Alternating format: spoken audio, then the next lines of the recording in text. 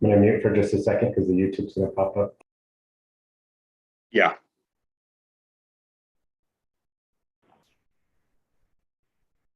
Good morning, everyone.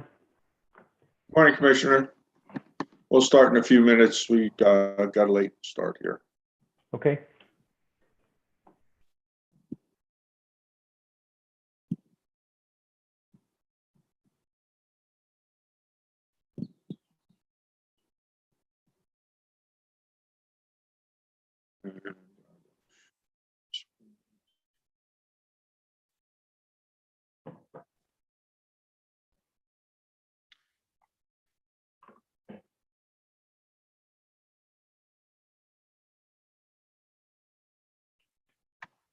Christopher, are you seeing the slide, the first slide on the screen? I get a completely different. I see the community solar implementation workshop slide. Great. That's what it's supposed to be.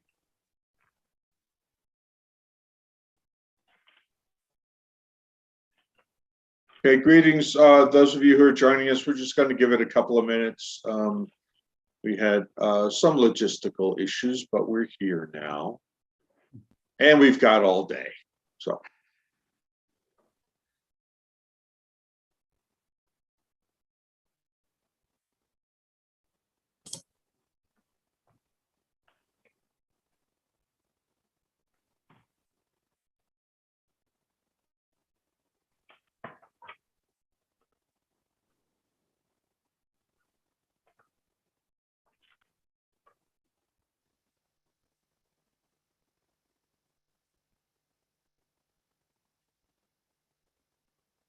They're joining like.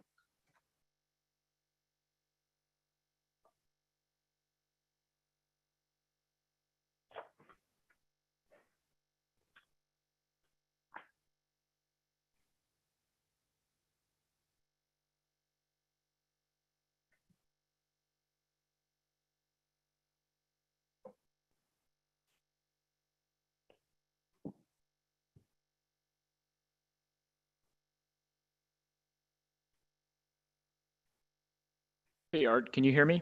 Yes, I can. Okay, great. Is that Chad? Yeah, this is Chad. Okay. When we get there, I ought to be able to let you share your screen, but I have your slides up just in case that doesn't work. Okay, we might as well start. We have a nice round number of 60 people who have joined, 66 people who have joined us, and still more coming. Good morning, everyone. Welcome to the Community Solar for New Mexico Implementation Workshop. My name is Arthur O'Donnell. I am the U.S. Department of Energy Solar Innovation Fellow who has been working with the Public Regulation Commission for well over a year and a half now, getting community solar off the ground, among other tasks. So joining me this morning will be Commissioner Joseph Maestas. We'll introduce him in just a moment. I can presume that most of you have been following what the Commission's done.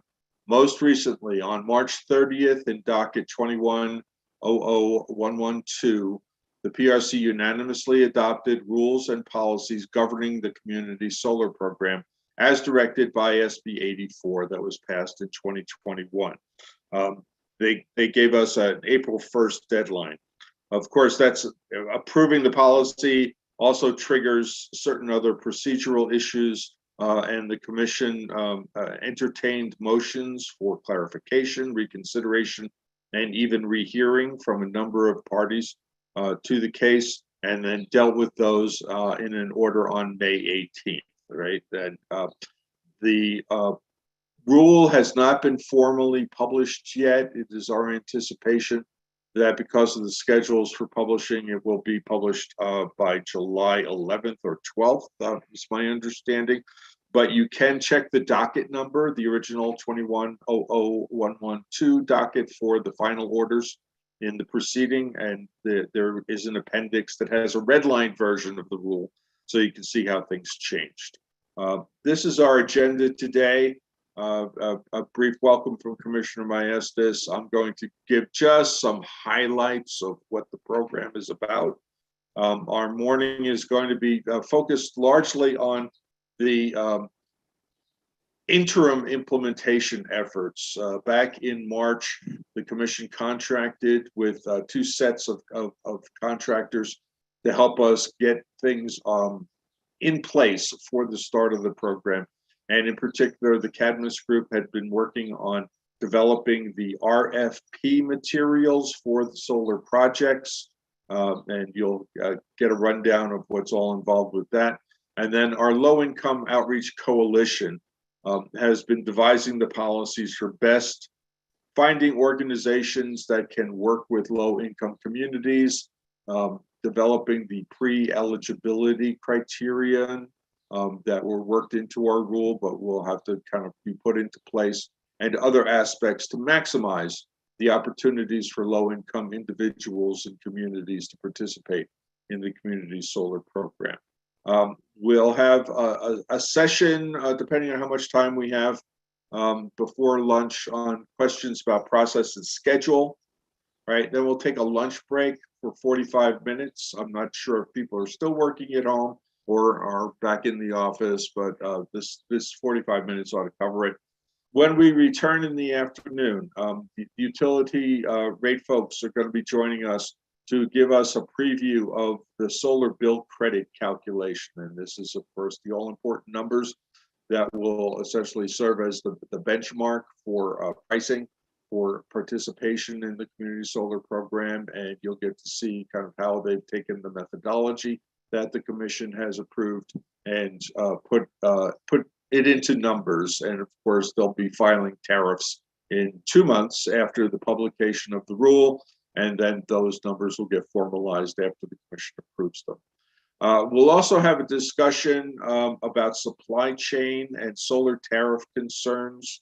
Scott Reisley from Nautilus Solar and Amir Yazdi from the Solar Energy Industry Association are going to give us an update and both a review of kind of what's been happening at the macro level, and also insight into how at least one developer has been dealing with supply chain backlogs, the uncertainty over the solar tariff investigation, and how prospects are for the future for getting all of this available so that people feel confident in bidding their projects and establishing the timeline for construction and operation of those projects. And then we'll have more questions and answers and then go into next steps. So that's what we're going to be looking at today. I'd like to ask Commissioner Maestas if he has a few words of welcome. Thank you, Arthur, and thank you for that overview. As chair of this commission, I was just thinking how far we've come in a very short period of time. Obviously, a legislative mandate of April 1st to adopt the final rule had a lot to do with that. But here we are, and we're turning the page from rulemaking to implementation. And so this is a very, very important phase of this whole effort. I personally am so excited to see us making such great progress, but I just want to thank everyone for tuning in, and I encourage you to stay engaged. I think the more active involvement we have, the better the product. I'm proud of all the efforts that we've made through Cadmus and the low-income outreach efforts to really accelerate the implementation process. So I think you're going to be very pleased with the progress that we've made thus far. And lastly, I just wanted to let everybody know that we're, in the final stages of selecting a consultant to be the next third-party administrator. Beyond that, I can't really share anything, but that's going to be another critical piece to implementation. And so in closing, I just, again, want to thank everyone for participating and enjoy the workshop. Thank you. Thank you, Commissioner. I appreciate your real attention to this. I mean, I think that that's one of the reasons why we've been successful so far, is because we've had active engagement from your office and from Christopher Hall and from Mary Jane Parks especially, and everybody on the Commission is really kind of like pitched in to make sure that this met the legislative deadline, which was a challenge in and of itself, right? So I'm just going to go over some of the major elements of the program. This, of course, is has a lot of detail to it. We began with a framework, and it was actually more than a framework that was provided in the Act, SB 84, that essentially laid out kind of how the program should be structured, and then left certain decision points to the Commission. So in the order that was approved in March, the Commission did finalize the sense that capacity will be divided among the 3 IOUs, and it's more or less proportional to the number of residential customers that they have. Although we tried three different ways of looking at carving the pie, and they all pretty much led to the same level of capacity. That PNM will host 125 megawatts of community solar projects that will be up to 5 megawatts in size. All right, so SBS 45 and El Paso Electric 30. Besides selecting the top bidders, the Commission has determined that a wait list will also be established for an equal amount of capacity, up to 200 megawatts, because we anticipate that as projects go through interconnection and or their financing issues, some will just drop out. And so we want to have ready candidates in place that can be elevated to the selection list. The Commission also determined that there will be a limit on the number of bids, projects that can be selected from any individual company, and it's 20% in each service territory or 20% overall if you're not a utility. This is to allow for participation by the investor-owned utilities and also protect from kind of market domination, either by the native IOU or by any individual developer. So project administrator will be working out the terms of doing that, but that's the policy that the Commission has adopted. The PRC will recoup some of the costs of the program. Each bidder must pay a $1,000 non-refundable application fee when they enter their bids. Selected, yeah, Mark, if we can get you to put yourself on mute, thank you. Selected projects will pay an additional application fee of $2,500 per megawatt, and interconnection fees and study costs are separate and set by the IOUs. Some of the interconnection fees are being developed in the parallel interconnection rulemaking proceeding that ought to be in place by the time these projects are selected. But that's really just kind of like getting into the game. That's your ante to get in. Right. Some other major elements of the program. The Act requires that 30% of capacity for each project be reserved for low-income subscribers and organizations that provide services to low-income persons or communities. Low-income subscribers have several ways to show their eligibility, and we'll go more into that in the presentation from our outreach team. Subscribers will see a solar bill credit on their utility bill. The solar bill credit represents an average cost of electricity by rate class minus utility distribution costs. The Commission has determined that transmission costs will not be subtracted from the solar bill credit, and utilities are bequeathed the RECs, the renewable energy certificates, which are both tracking mechanisms for the renewable energy so that it can be used to meet their RPS goals, for instance, but also establish a value for renewable energy over and above the commodity price of electricity. And SB 84, while giving the utilities the RECs, also provided that the solar bill credit should explicitly value the environmental attributes of RECs. And we'll see what the implications of that are when the utilities present later today. Subscriber organizations, who are the project owners, operators, developers, although we anticipate that there'll be a number of local entities working with commercial developers to put these programs, these projects into the ground. They are responsible for meeting the various carve-outs per the Act, not just the 30% of capacity, but that no single subscriber would take more than 40% of the capacity, and that small projects should make up a certain component of the capacity. All of that is specified both in the Act and in the order. These subscriber organizations may charge subscriber fees and will bill their customers directly The commission decided not to go for joint billing on the utility bills. The consolidated billing is used in some states, but for our program, each subscriber organization is going to be responsible for its own customer relationship. And that's really what we want to foster, is a direct relationship between these project operators and their customers, because these are going to be long-term 25-year agreements that are in place as per the rule. So we really want that relationship to be fostered. Also, the PRC has established disclosure requirements, consumer protection rules, and a complaints process.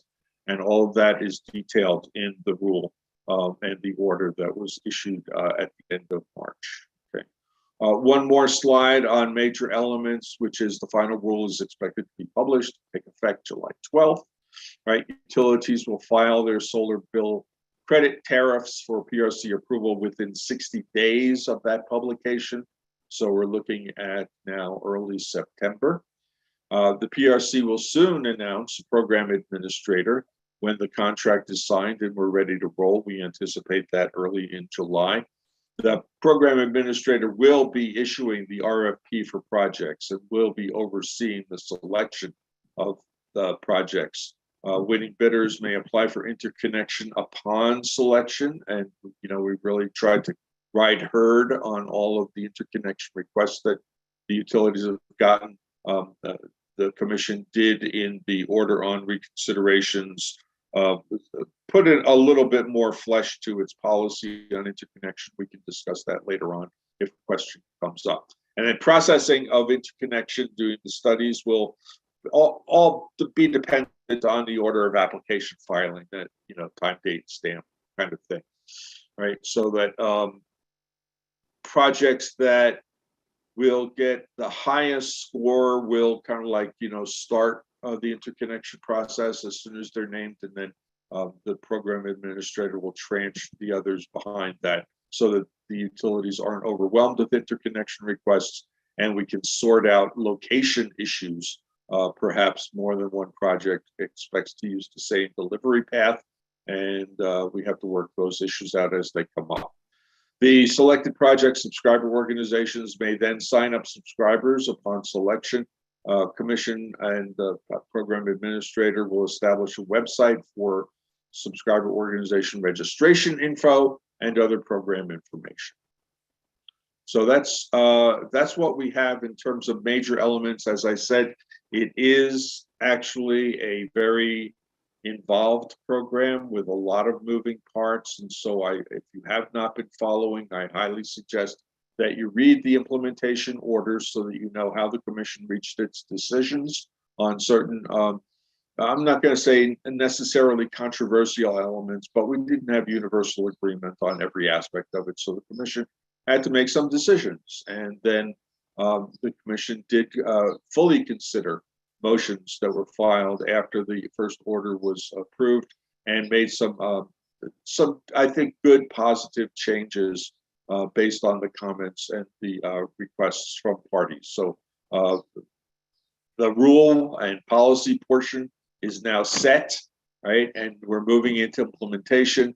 That doesn't mean that there are not decisions to be made. And so we really do encourage active engagement going forward. If the commission feels the need to have a continual working group to work out some of the issues as they come up, we'll establish that in the context of this docket. But right now, really all our attention is moving towards the issuance of the RFP, the selection of the projects, and kind of getting the subscriber organizations in place so that they can start signing up customers.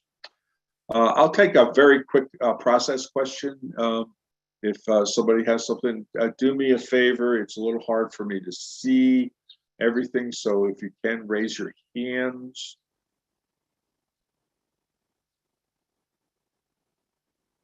Let's see.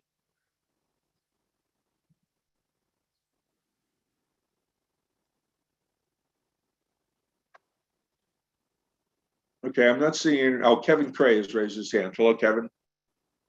Hey, Arthur. Good morning. I guess I just wanted to call attention to a question in the chat from Anastasia, and it looked like Justin had a similar question. I think I'd be interested as well, but it sounded like the developer cap threshold might be shifting a bit from the number of bids that can be submitted to the number of bids that could be awarded. Is that accurate?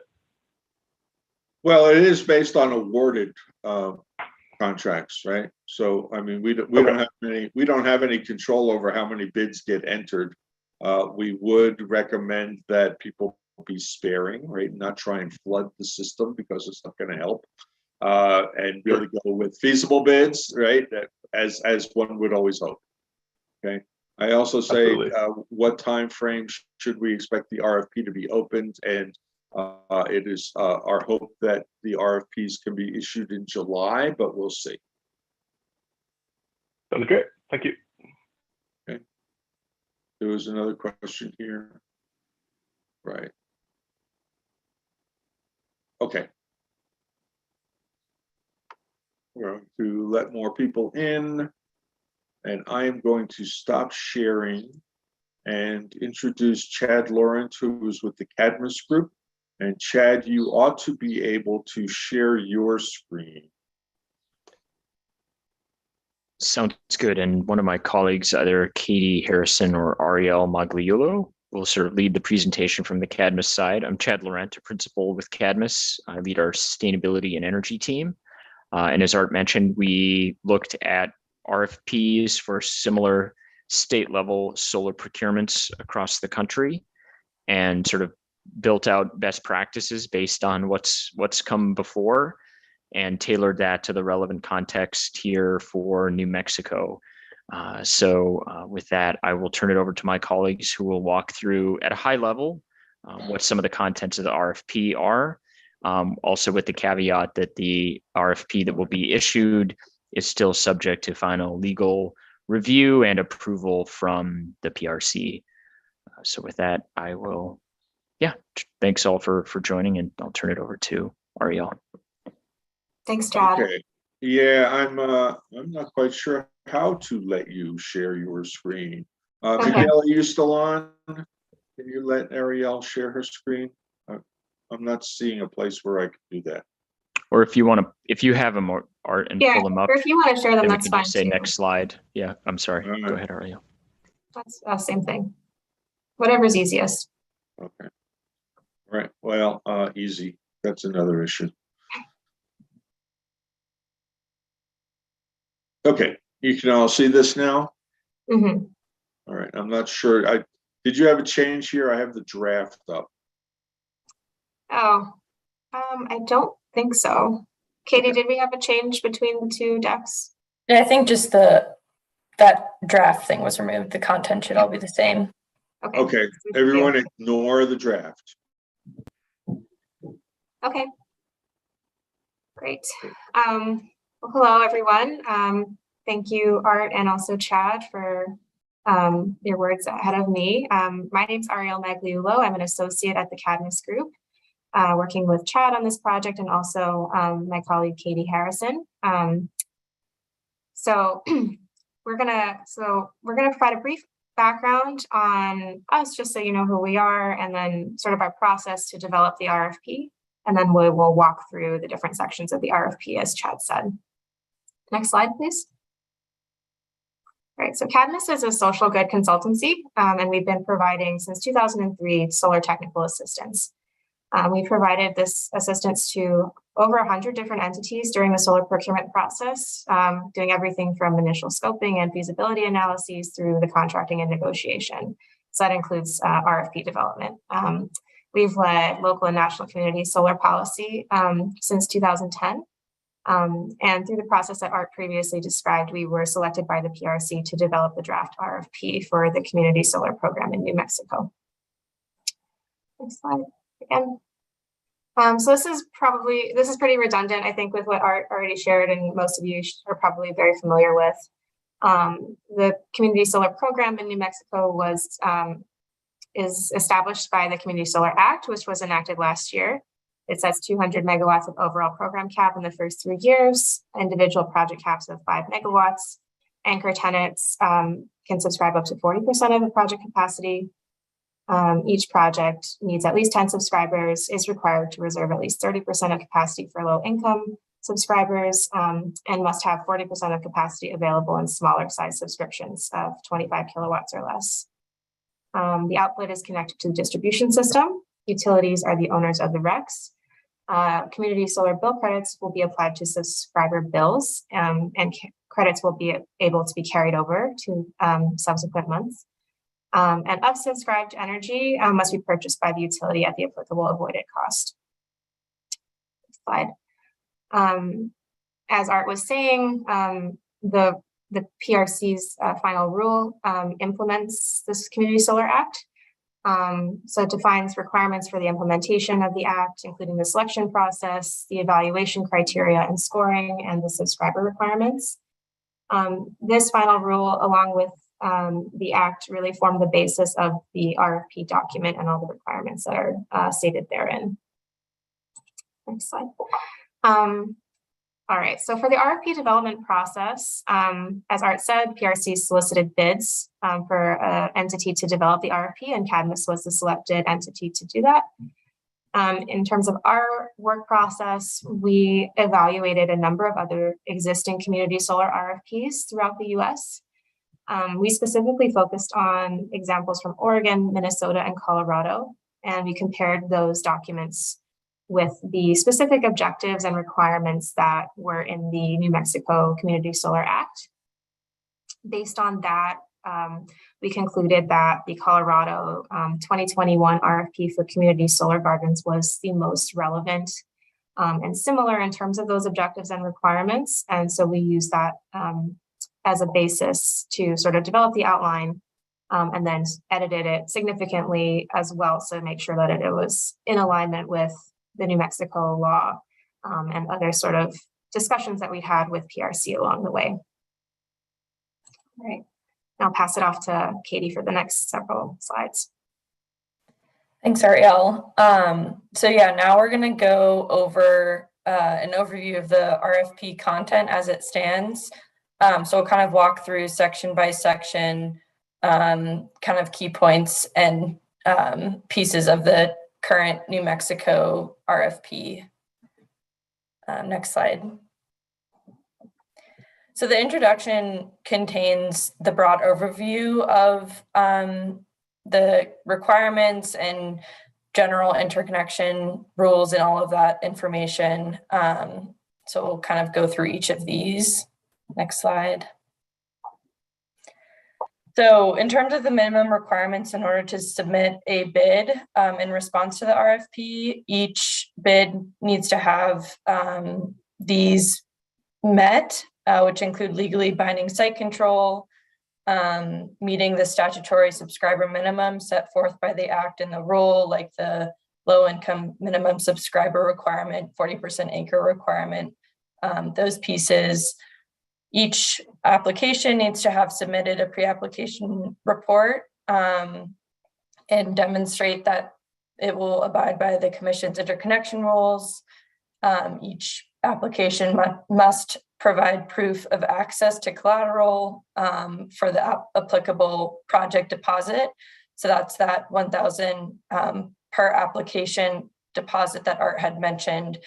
And that is per bid application, which is per project. So if a developer is submitting multiple projects, those could be bundled into an application package, but each project requires that $1,000 fee. Additionally, each application needs to, abide by the required solar electric technology and generation requirements and applicable interconnection guidelines. Falls under the definition of a community solar facility as defined by the Act. As previously stated, less than or equal to 5 megawatts AC total per project, and must be fully located within the state of New Mexico. Next slide, please. In addition, each application needs to if it was awarded, needs to meet the substantial completion requirement, which currently is set as within 9 months of receiving an interconnection services agreement with a qualifying utility. As previously mentioned, each one needs to abide by the 40% anchor subscriber requirement, the 30% low income requirement, kind of additional minimum eligibility requirements that we'll talk about a bit later. And then all unsubscribed power and the environmental benefits will be taken over by the utility, and that's kind of rolled on a calendar year basis. And then the chat box is getting in the way a bit.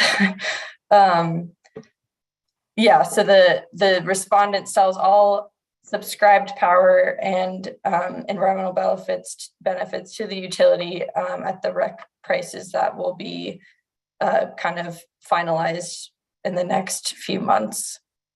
Next slide, please. Yeah, so as Art had mentioned, and Ariel as well, this is all to try to get up to that 200 megawatt resource acquisition objective.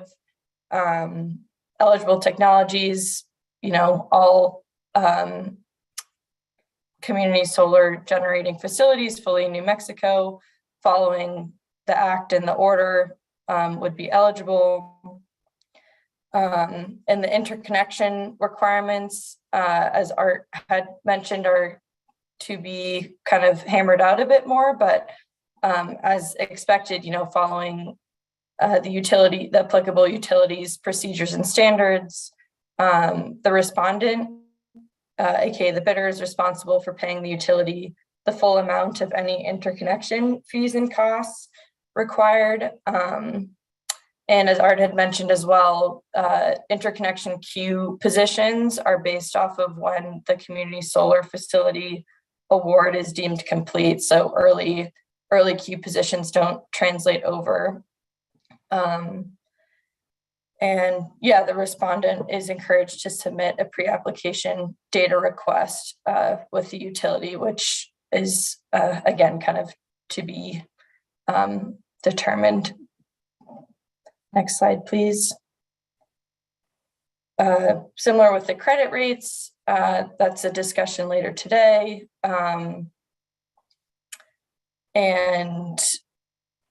Yeah, kind of the same information, all of this being pulled from the act and the final order. Unsubscribed energy may be rolled forward on the community solar facility account for up to 1 year from its month of generation, and allocated at any time during that period. After that period, any undistributed solar bill credits can be purchased by the qualifying utility at its applicable avoided cost as approved by the commission.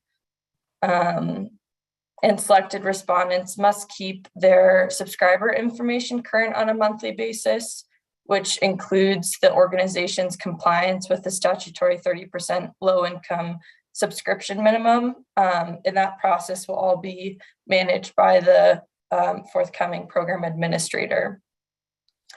In terms of the system production data for each project, the subscriber organization will provide real-time reporting of production as specified by the utility, and production shall be reported to the subscribers on at least a monthly basis. And for projects that are greater than 250 kilowatts AC, the subscriber organization will provide that real-time electronic access to production and system operation data to the utility.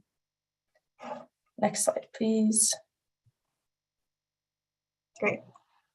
Thanks, Katie. And I guess I'll pause for a second just to check in and make sure, Art, if you wanted to say anything. I think there's just a lot of information up front in section 1. I know there's some questions here. I think we'll probably wait until the end to sort of respond. I know that someone is typing in responses as well. Yeah, that would be the best way to deal with it. There's a lot of information, and it'd be better because people always jump ahead. Okay, great. All right, so we'll continue on. Section 2 of the RFP covers the proposal logistics. This includes the schedule, the proposal submission requirements, the information policy, the fees, like a description of the different bid forms, clarification of bids, condition of the RFP, confidentiality, and a section about withdrawal or addenda to the RFP. We just wanted to note that all of these proposal logistics are still under, they're being reviewed by the commission right now and are subject to change. So we didn't feel it was pertinent to sort of list out all that information since it's still sort of in process right now. One thing that we can highlight though is under respondent fees, as was mentioned before, there is a non-refundable bid application fee of $1,000 for each project. Multiple projects are permitted to be bundled into a proposal bid package though. And then if the project is selected as a winning bid and proceeds forward, then there is another application fee of $2,500 per megawatt of nameplate capacity. Next slide, please. Okay, so for bid submittal, this also is this provides the minimum bid eligibility and content requirements. Section 3.1 includes the minimum bid eligibility requirements. A lot of that is largely a restatement of information that is provided previously in the document that has already been discussed today. In section 3.2 is the content requirements for the bid. So a very broad outline of what that should look like is an executive summary, a complete set of the applicable forms, and we'll talk about it later, but all those forms are listed out in an appendix. And then there's a narrative section. So there should be topics about the developer's experience with community solar facilities within the last 5 years in the US. The proposed description, the proposed community solar facility description. So that should include the interconnection point of the facility location, the technology and equipment that's going to be used, as well as the project management chart of expected milestones. It should also include the energy production profile. So that's the expected annual energy production, the siting and permitting plan, and the O&M plan. Next slide, please. Section 4 of the RFP is discussing the evaluation process and assumptions. This is an important section, obviously, as it sort of details the criteria descriptions and the scoring, as well as the post-bid requirements. The subsections of this part of the RFP are eligibility screenings. There are several sections that sort of detail the different evaluation criteria, and we'll discuss that a bit later. Information about the evaluation team, notification of bid results, post-bid requirements, system location, and posting of the winning bids. Next slide, please. So for eligibility screening, again, this essentially that you must comply with all the requirements that are stated in the Act and the rule, which will also be listed several times previously in the RFP document. The evaluation criteria will be on the next slide. The evaluation team, as Art mentioned, a third-party program administrator has been selected and will be employed to evaluate the bids. And the commission is still sort of working through how the notification of bid results will be determined, will be processed. All right, so I think this is probably a big meat of what you're all interested in.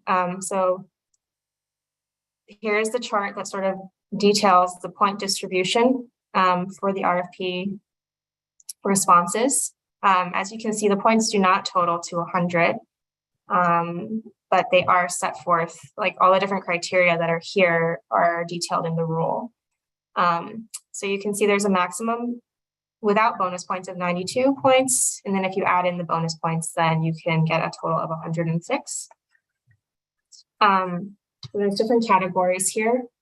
Project viability includes project permitting. So there's like a maximum number of points, 15 available for bids that, have all the appropriate permits and approvals already secured. Maximum number of points, available for like a full developer description with financing that is already secured and, has illustrated the appropriate information for interconnection viability. Under subscriber mix, there are points available if respondents can show a commitment to achieving or exceeding the low income carve-out, to serve a specific percentage of direct billed low income customers or subscribers, sorry, to a commitment to refrain from imposing any additional subscriber costs on low income subscribers, and a commitment to supplement the community solar bill credit with a credit discount for low income subscribers. There are also points available for being able to provide community and local benefits, including workforce training and educational opportunities, to work with local businesses, and especially those that may include racial minorities, women, veterans, or Native Americans, for commitment to ownership of proposed facility by members of the local community, and to sort of support the existing community and, let's see, for bids that show evidence of a description of an existing and continuing partnership with a tribe, with a local community or local nonprofit community organization. There are also points available for specific site characteristics. So there are points if project's supposed to be sited on a brownfield, a built environment, or a rooftop, those that are sited on public land, municipal, county, or state land, and those that receive a favorable analysis from the Department of Cultural Affairs. There are also bonus points available that are set by state law, procurement preferences. So bonus points if the resident contractor, if it's a resident contractor or Native American contractor or veteran contractor or Native American resident veteran contractor, as well as some additional points, bonus points for any bids that are determined by the program administrator that includes some sort of innovative commitment that would, provide a benefit to the local community or potential subscribers or the overall program. All right, next slide, please. All right, yeah, thank you. Post-bid requirements is sort of a long, dense list. Again, I apologize of the nature of this presentation. But as we stated before, once a bid is selected to proceed farther, then they must pay an application fee of $2,500 per megawatt of nameplate capacity. There's also going to be a wait list for each qualifying utility that include projects with the combined capacities equal to that utility's allocated capacity cap.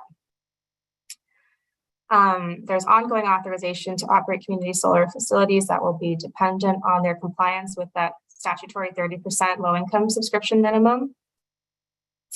Subscriber organizations are going to be required to report to the program administrator monthly to show their progress towards hitting that 30% requirement. And once the requirement is met, then the reporting requirement is reduced to quarterly reporting to make sure that that requirement is being maintained. The subscriber organization is also going to be required to provide key contract terms such as the subscription size, contract terms, renewable options, costs, fees, payment terms, all that information they must provide to the subscribers. They must maintain a minimum level of general liability insurance coverage for each facility. There are also legislative reporting requirements, so they must be able to provide documents so that they can comply with that. And then if the site location changes from what was initially proposed in the bid, that community solar facility will be removed from the queue until all required steps are completed by the respondent. Next step, next slide. There's also information in the RFP about the system location. So location of this community solar facilities would not be considered to be co-located if they're with another facility, if they're not located on the same parcel. For any parcels that had been subdivided in the previous 2 years of the bid, those subdivided parcels are to be considered a single parcel for the purposes of this program and the rule. On a case-by-case basis, the commission may allow more than one community solar facility to be located on the same parcel, but that's at their discretion. And the system must be located in the service territory of the qualifying utility and be interconnected to that distribution system. Next slide. The commission is going to be publicly sharing information about the winning bids. This will include information that's listed here, including the geographic location, the electrical connectivity information, the nameplate capacity, system tracking information, and then the name of the facility owner or parent organization or subscriber organization, depending on what's applicable, as well as the contact information for that. Next slide. All right, I'll pass it back to Katie. Thanks, Ariel. Section 5 of the RFP covers information on the application requirements of winning bids, which again is subject to change as details are finalized. As discussed, some of these requirements include meeting the fee requirements at the time the application is submitted, providing documentation that the bidder is registered in the state of New Mexico to do business, and then a signed subscriber organization producer agreement, which is still being developed. Next slide. So section 6 of the RFP discusses delivery and interconnection, including delivery, interconnection studies, and the interconnection queue. Next slide, please. So as mentioned, the utilities will own RECs, and the point of delivery for energy and the RECs is considered the interconnection point of the community solar facility installation. In addition, winning respondents will be required to submit an interconnection application, an interconnection study fee to enter into the interconnection agreement with the utility. And the interconnection agreement is considered a separate and distinct agreement from the subscriber organization producer agreement. So it's the interconnection agreement is between the subscriber organization and the utility, and then the producer agreement is between the subscriber organization and the commission. Finally, in terms of the interconnection queue, if all RFP requirements have been met, the positions in the interconnection queue are determined by the date and time of the interconnection request. Next slide. So this is the current list of additional bid forms required in the RFP. So these are in draft form, and we didn't include examples of all of it just because it would be a lot of information, but pretty standard information here. Next slide. Finally, the second appendix will have examples of the producer subscriber organization producer agreement, and then the subscription agreement. So these subscription agreements are between the subscriber organization and their subscribers, which will include the following information, including general project information, the effective date of agreement, charges and fees, payment details, information about the bill credit mechanism, a comparison of the subscriber's net bill with and without the subscription, terms and conditions of the service, the process for customer notification if the community solar facility is out of service, the customer protections provided, the contact information for questions and complaints,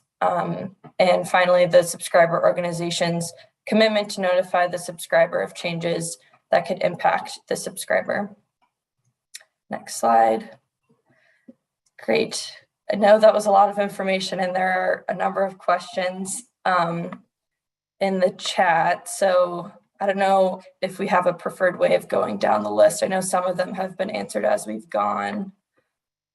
Okay, Katie, this is Arthur. I will sort through. Sorry if this is getting in the way, but all right. So one of the issues was that not all the utilities do a formal pre-application report. In the order that was adopted in May, we revised the language a little bit so that essentially it's a pre-application report or the equivalent appropriate to the utility. So, any kind of letter from the utility that said that this project has gone through will suffice to show that. What we're trying to do is that we really would like people to do pre-application reviews because they're rather kind of succinct and kind of like can give the utility the idea about where these prospective projects are going to be located and what kind of issues technologically or kind of with regard to potential need for upgrades would surface at that time, but not to go through the full interconnection process because that requires a lot of time and energy, and there's big risk that the project will not be selected, right? And they will just kind of clutter up the system. So in that, we will accept just a sense from the utility that that this project has kind of gone through a review. Okay, there. All right, the 9-month timeline. We had a different timeline. This is to substantial completion, and based on the wisdom of the utilities who've been dealing with this issue in other jurisdictions, we extended the timeline. If possible, I mean, if it's absolutely necessary, then the rules for interconnection do allow for time extensions, and so we would follow those rules. But we believe that this should give us a pretty good sense. We're kind of also working with an outside deadline to get a report to the legislature on how this program is working. And that report is going to be due November 2024, which means that it would be really great if we had projects up and running sometime in early 2024. It's going to be a challenge for a lot of folks, but that's our game plan. So we at least did put some kind of framing around what we call substantial completion. And we'll see what happens, right? There are always exemptions for acts of God, however you believe that. Okay, so we already talked about the equivalent report. Is it expected that subscriber allocations can be adjusted monthly? We anticipate that that will be something of a fluid situation. The important thing is that the subscriber commitments meet the minimum carve-outs. We are allowing, I believe, a 6-month grace period for the subscriber organizations to get all that together, and that's hence the reporting requirement. But if you're unable to meet the minimums, right, if you just can't do it, then the project will be at risk. The commission will have to deal with that as it comes up. But certainly, we're encouraging that. We know that people move. We know that people may have experience with the program for a few months and then decide to opt out from that.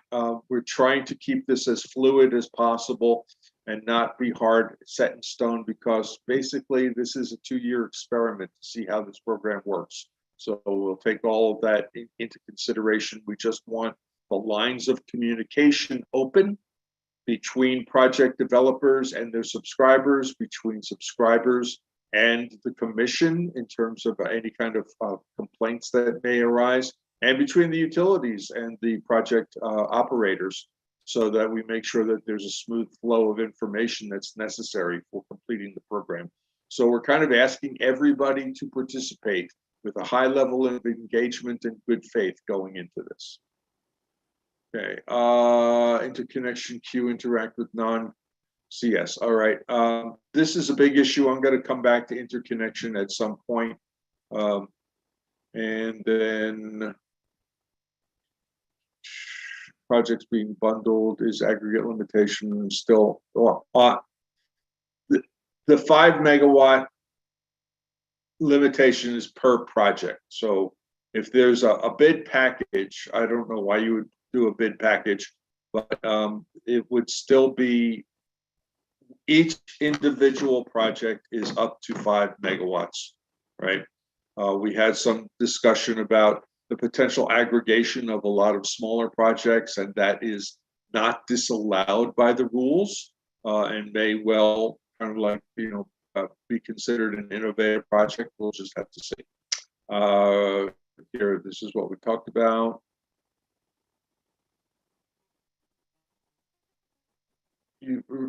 you're going to have to work it out with the utility as to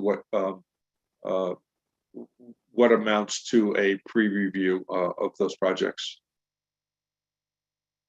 Innovation over and above. We don't know what innovation looks like, so we made it about bonus points, and it could well be the difference.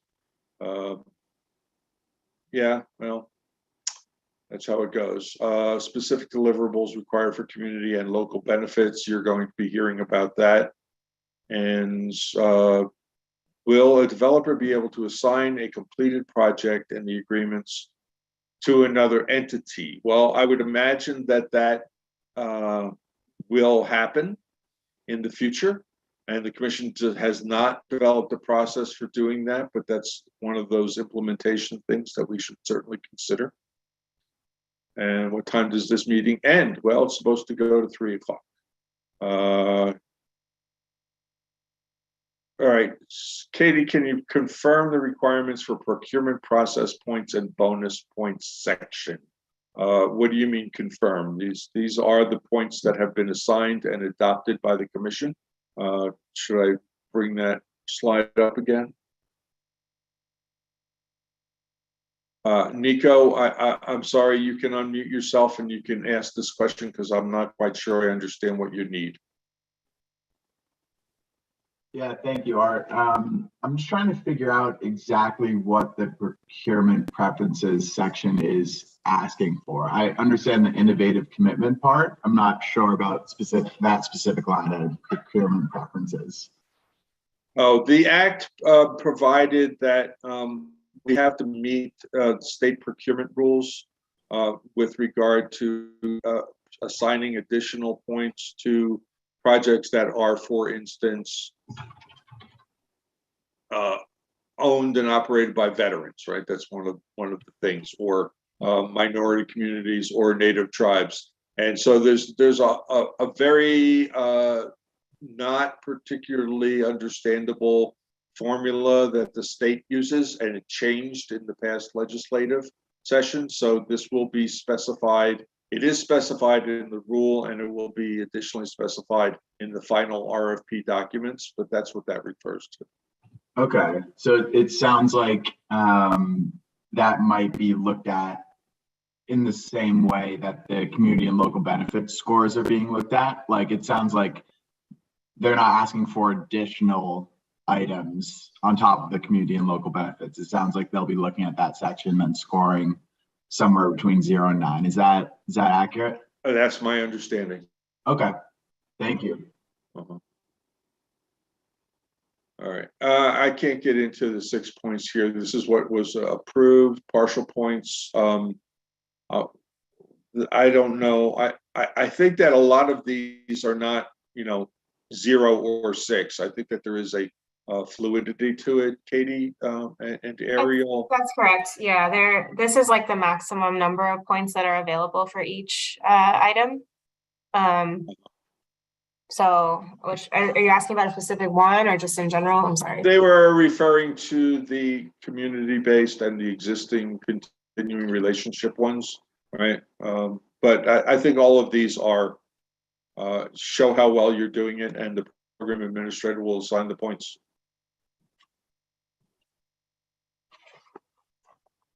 Okay. Mm-hmm.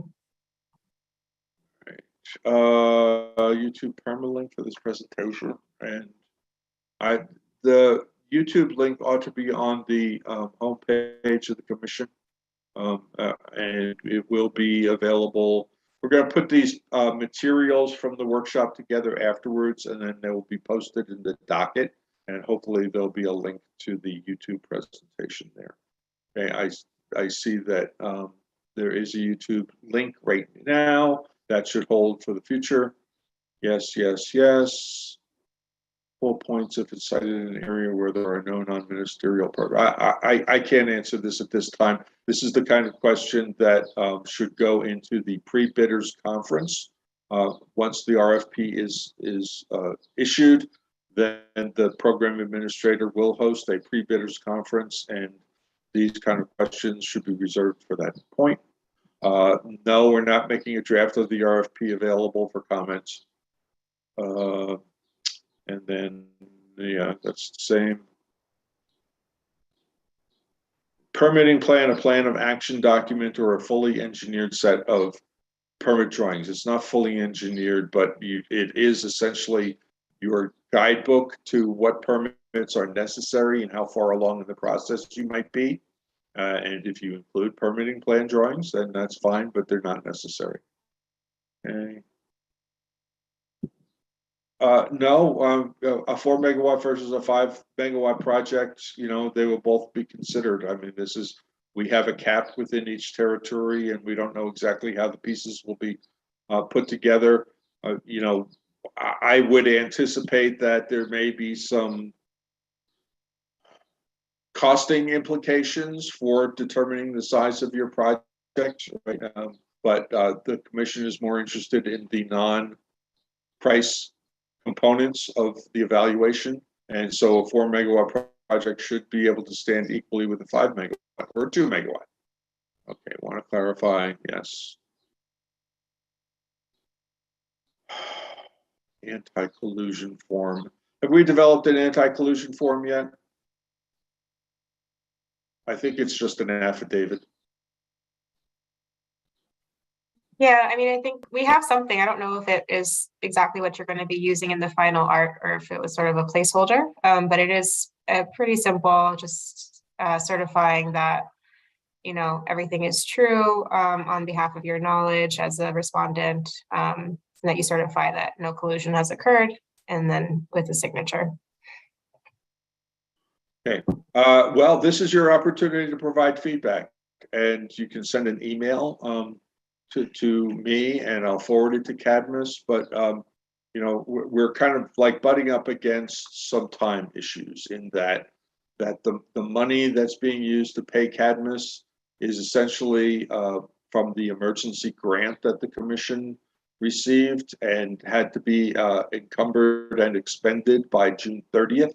So we have this 2-week period for kind of review of the documents that you're seeing here, and for anything that you want to provide in terms of a comment before a finalized version is issued.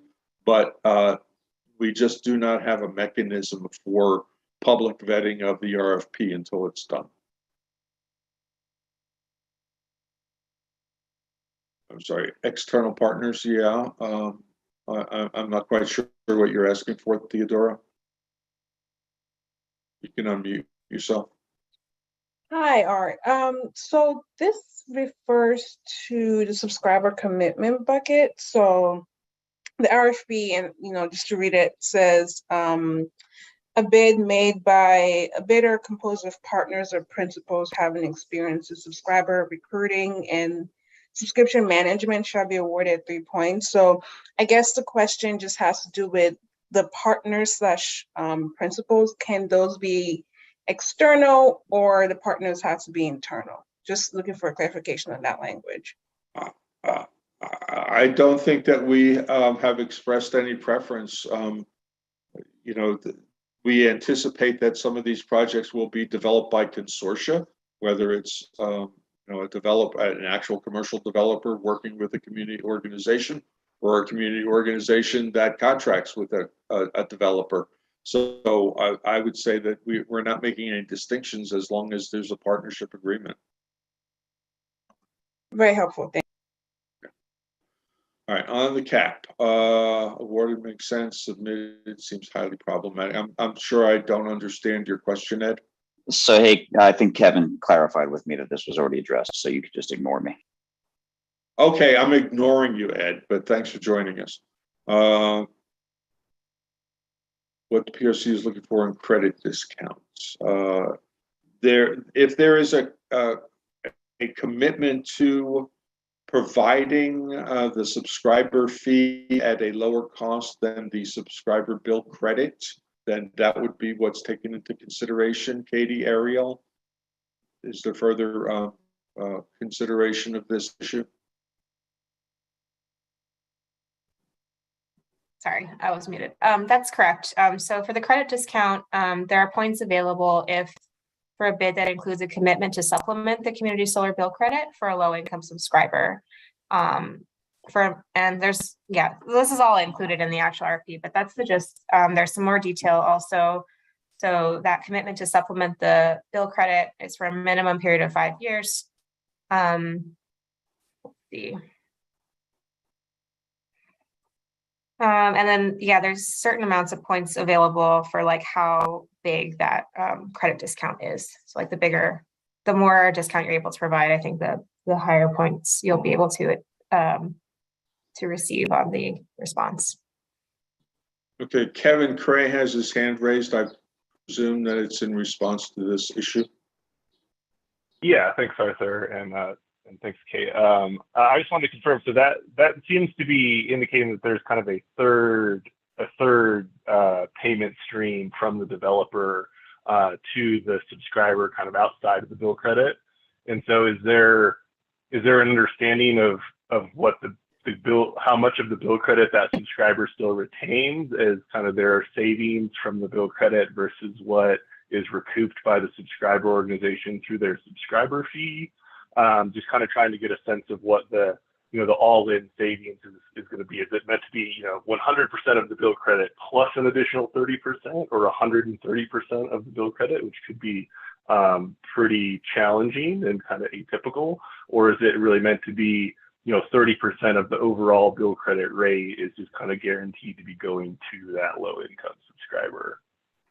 Well, Kevin, as you know, the commission was directed by the legislature that subscriber organizations are not utilities, and therefore that really limited the jurisdiction that we have. And the commission made a policy decision early on that it is not regulating the prices that are charged to subscribers from the subscriber organization. And we are not approving the subscriber agreement, right? Although we have set out parameters for kind of what we want to see in the subscriber agreement. So the actual economic terms of how the fees are structured is going to be solely up to the subscriber organization and whether they are acceptable to the customer, right? And the commission does not have a say in that. We do have it listed on the disclosure form as to what the enrollment cost subscription fees ought to be, and where in the subscriber agreement the customer can find it, what the payment terms should be, and where they can find that in the agreement, what the rate discount, if any, is provided for, and an estimation of one-year payments, what the all-in cost would be. So that's as far as the commission's going to get involved in terms of the pricing for this. I would say that may be something that the organizations want to reach out to the potential subscriber organizations and find some level of standardization, but the commission is not going to make that determination. Okay, thanks, Art. That's really helpful. And just kind of follow-on question, and just to like full transparency. So someone could be awarded the full amount of points if they commit to giving a 27% to 30% discount on an additional payment to the subscriber, but at the same time recoup 100% of the bill credit amount through the subscriber fee, as long as that was amenable to the subscriber. If the subscriber wants to do that, that's fine. I am unsure about the economics of all this, given the fact that we don't know what the subscriber bill credit's going to be, what interconnection costs are going to be, and what ongoing project operation costs are going to be. But that's a market for you. Okay, thank you, Arthur. Appreciate it. Okay. Did we ever define non-ministerial permits? I know that we had some discussion in the filings that were made, and I think that the commission just basically didn't define it.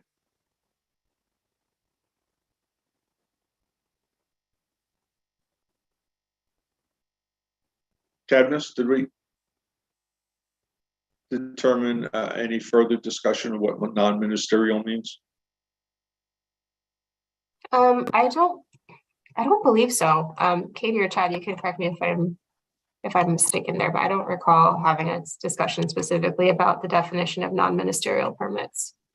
Okay, well, let's make sure that we deal with that. The commission may just have to make a decision or leave it to the program administrator to interpret it. All right. We're doing our best, Jason. The timeline for the RFP issuance has not been set in stone. You know, we are hoping that the RFP can be issued in the third quarter, and that we would get project responses and evaluation beginning in the fourth quarter so that we can move ahead. But as we'll hear later on today, there are certain uncertainties that we have to deal with. And so it's going to be up to the commission is going to make the decision as to when to issue this based on the best available information that we have. But as you can see, we're a lot further along because of the involvement of Cadmus and the outreach group in terms of getting these things together than if we had waited until a final decision was made. So we're doing everything that we can to expedite this process. We just have to ask the market to be a little bit patient with us, and it will come out when it comes out.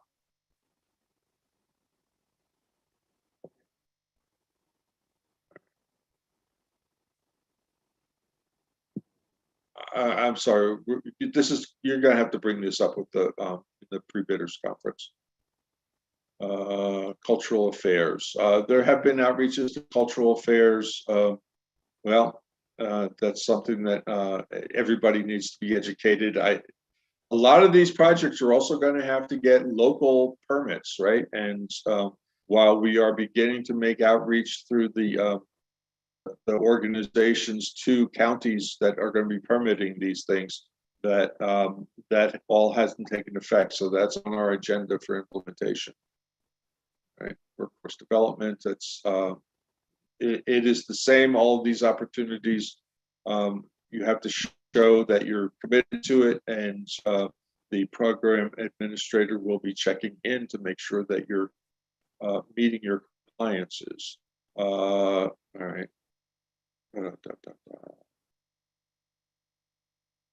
Right. The commission has clarified a third party to conduct cultural analysis.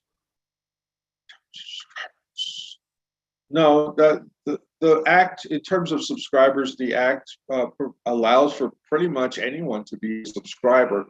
What the act is mostly concerned with is making sure that there are opportunities for low-income residents, but it's also low-income individuals or households and service organizations that that provide services to low income. So there is actually a wide variety of customers who can sign up for the community solar program within the restrictions, right? It's that no single entity can take more than 40% of the capacity of a particular project, right? So if you're going to be having a Target store as one of your clients, then they have to kind of like fit their energy requirements into that cap. So really, municipal customers are specifically envisioned to be either project developers or subscribers to the program. So it's pretty much open on that. And let's see here, interconnection, right?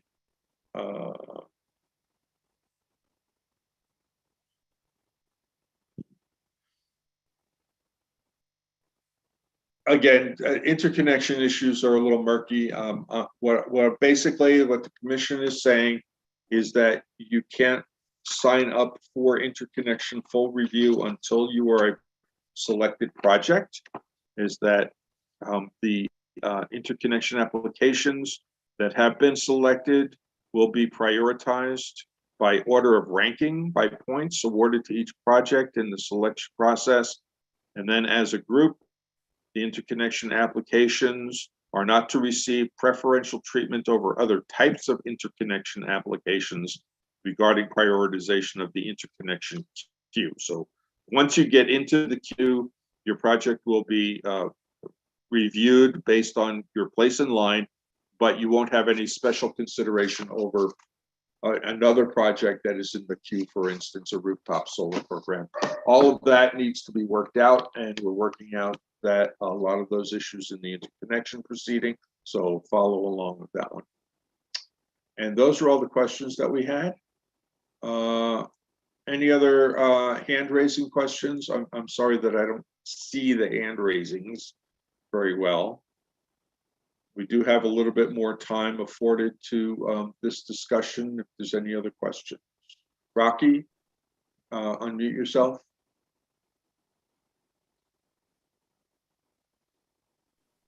Rocky, Thank you. Can you hear me? I can.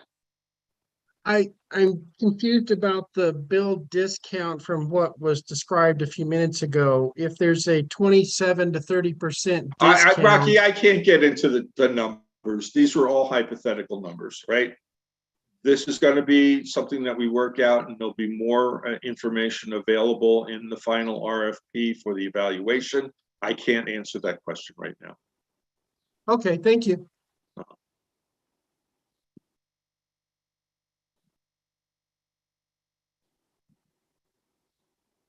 Anything else?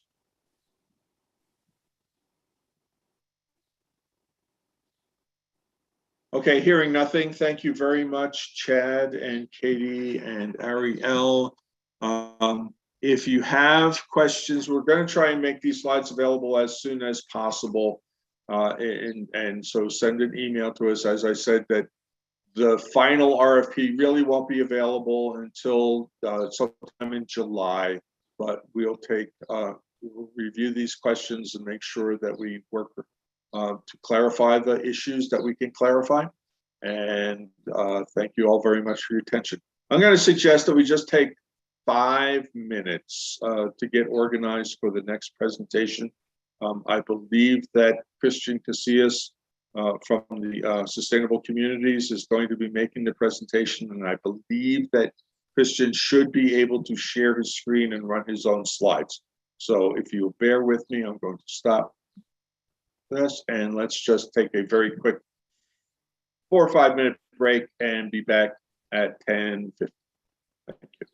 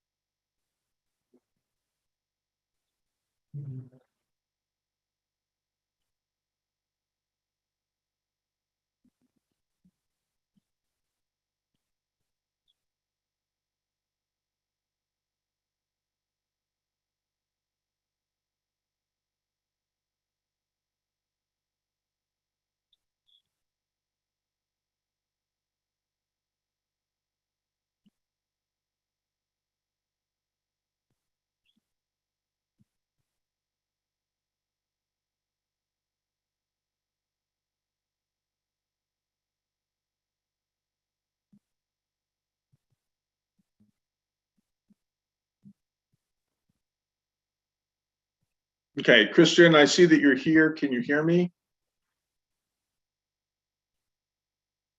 Hi, Art. Yeah, I can All hear right. you. Okay, can you share your screen?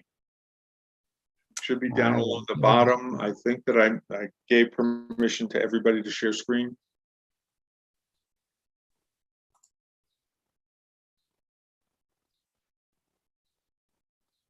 There you Did that go. work? I think that that works just fine. Okay. Okay. All right. So let's recommence here. I will note that we have well over 125 participants today. So thank you all for joining us. There's a lot of ground to cover, and really what we're trying to do is to give you a sense of what the Commission has been working on somewhat behind the scenes as we get the policy and the rule in place. The Cadmus presentation, as you are aware, really did depend a lot on the final orders from the Commission, and so we're kind of going through with a fine-tooth comb to make sure that everything is coordinated and that there are no conflicts. So if you have something that you see that doesn't seem right, then just send us an email and we'll make sure that we address that before the final comes out. With regard to the next presentation, the second contract that the Commission was able to enter was with this joint group of the Partnership for Community Action, Prosperity Works, the Coalition of Sustainable Communities, and Grid Alternatives, with particular regard to devising how best to accommodate the real interest behind community solar is to allow for all New Mexicans to be able to get the benefits of renewable energy, and in particular to give opportunities to low-income individuals and communities. So I'm going to turn it over to Christian Casillas, who is with the Coalition of Sustainable Communities, but speaking on behalf of the joint group. Christian? Great. Thank you very much, Art, and thank you everyone for being here. As Art mentioned, I'm speaking on behalf of information that has been collected and evaluated by a coalition of 4 different organizations. 2 community-based organizations based in Albuquerque, Partnership for Community Action and Prosperity Works. The Coalition of Sustainable Communities New Mexico, we're based here in Santa Fe. And then Grid Alternatives, which has a presence here in New Mexico, as well as other states working on low-income solar and community solar. And so, as Art mentioned, we had a contract for about 4 months. It will be ending in June. And there were three goals in the contract. The first goal was to document best practices for low-income outreach. We did this through interviews with other stakeholders for community solar programs in other states. We did a survey of community solar developers. And then we did outreach to work on forming a network of interested community-based organizations, introducing them to community solar and its benefits, and listening to their concerns and recommendations that they have for the rollout of the program. And at the end of this month, we'll be delivering a final report to the PRC that will be available to the public, as well as training materials that can be used by the incoming program administrator and other stakeholders in the program. And so I'm just going to very quickly walk you through some of the lessons learned, that feedback we've gotten from these different entities that we've engaged with. Some of these will be fairly repetitive, but they're worth repeating, and then share feedback from a number of the listening sessions that we've had with community-based organizations. Kind of try to tie these all together for some overall strategy recommendations, and then get into the weeds a little bit about some of the final rules and how these might be worked with during the implementation process.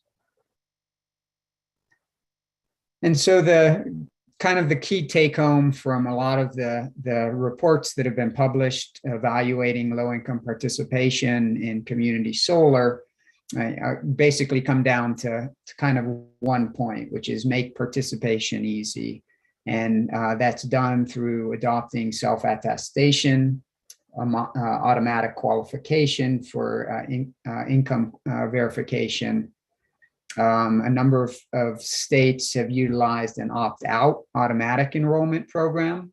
And the states that are doing these, like New York, they often have consolidated billing, which really has two pieces to it. It can avoid customer confusion of having to pay a second bill, and it also reduces a barrier for some of these low-income households that may not have credit cards, may not have bank access, and the idea of having to pay two separate bills can for $10 to $20 discount cannot be worth the benefit. Sometimes is not worth the cost, and we know that the rules, the PRC has done a very careful evaluation that we greatly appreciate, filtering through all of the stakeholder feedback in a very short timeline, and self-attestation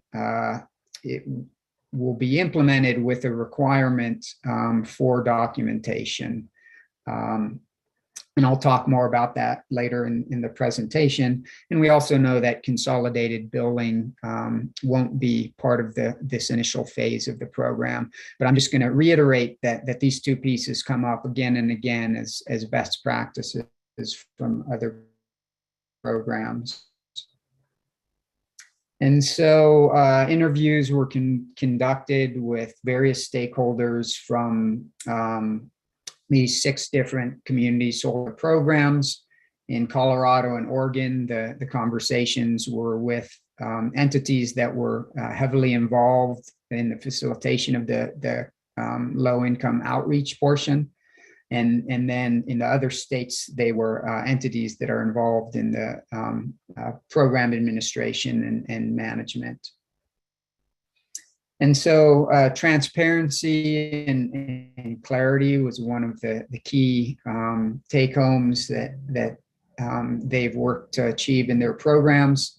That often involves a centralized website that's typically managed by the program administrator. There's the potential for that website to allow community-based organizations and developers to find one another to pair up for collaboration in the process. And as well, it was recommended that there can be some sort of a model, voluntary model for standard contract between developers and CBOs. And I'll talk more about that later. Accessibility, again, self-attestation, a number of as many programs that people might already be enrolled in have those as pathways for pre-qualification.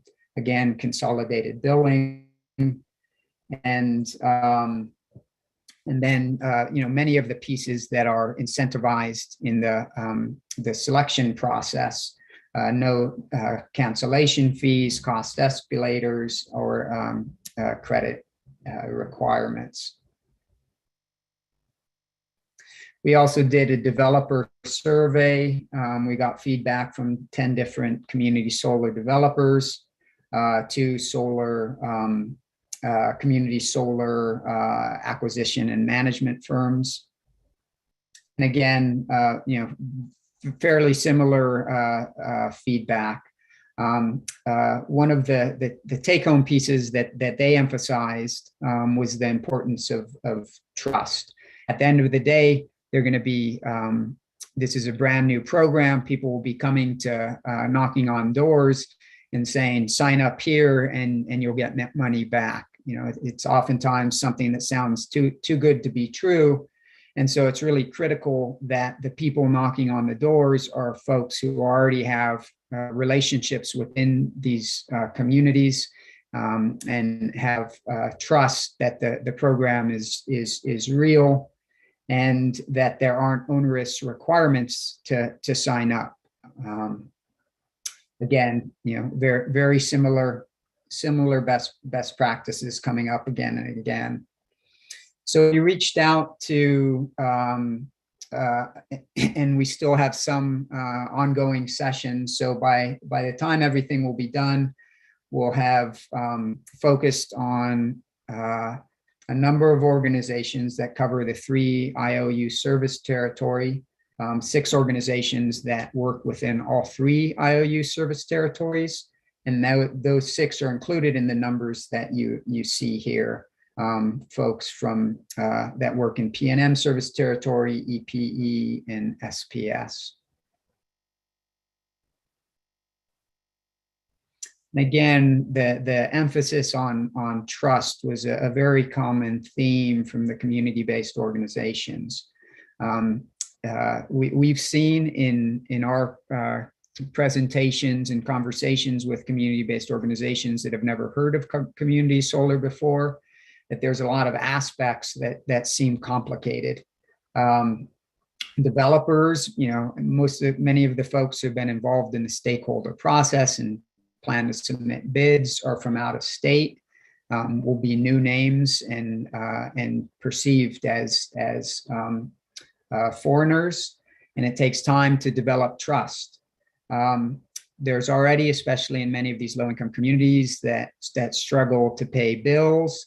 There's not necessarily a lot of trust with the utilities, and that can as well be a barrier that this program is done in partnership. They'll still be getting their utility bills, and so again,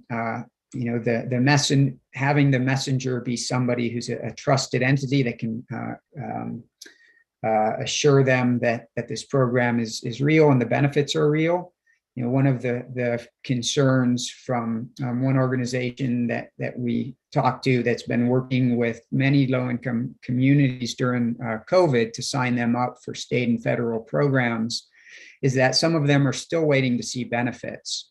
And so the concern is that once bids are awarded and developers will begin looking for subscribers, where it might be 6 months or more until the projects come online.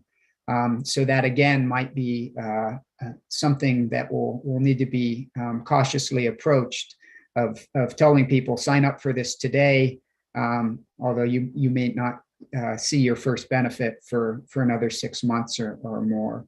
And so just keeping in mind that this is an issue that folks are already being presented with, and that might provide more resistance to want to sign up for another program that sounds like it will lead to money in the pocket at some unknown future date.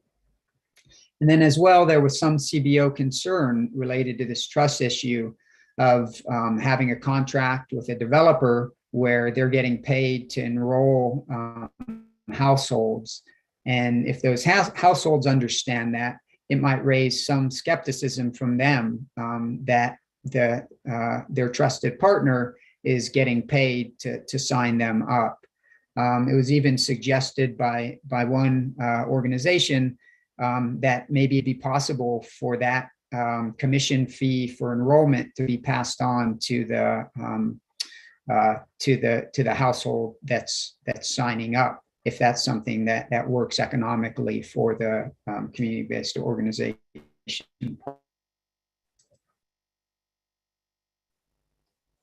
And then the most important thing at the end of the day is savings. So how can meaningful savings be manifest for the low-income subscribers? That's a critical issue for program success. The savings have to be communicated clearly. It's going to be difficult to understand that they're still going to be getting 2 bills, and how the net savings will accrue.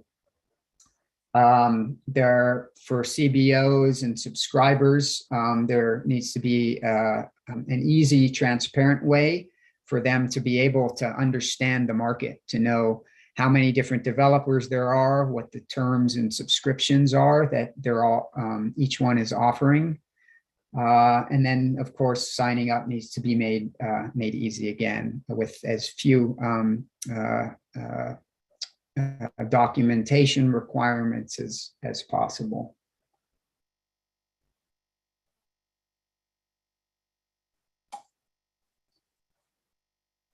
And so this is just a suggestion that there are many different entities within New Mexico that work with different subsets of vulnerable communities.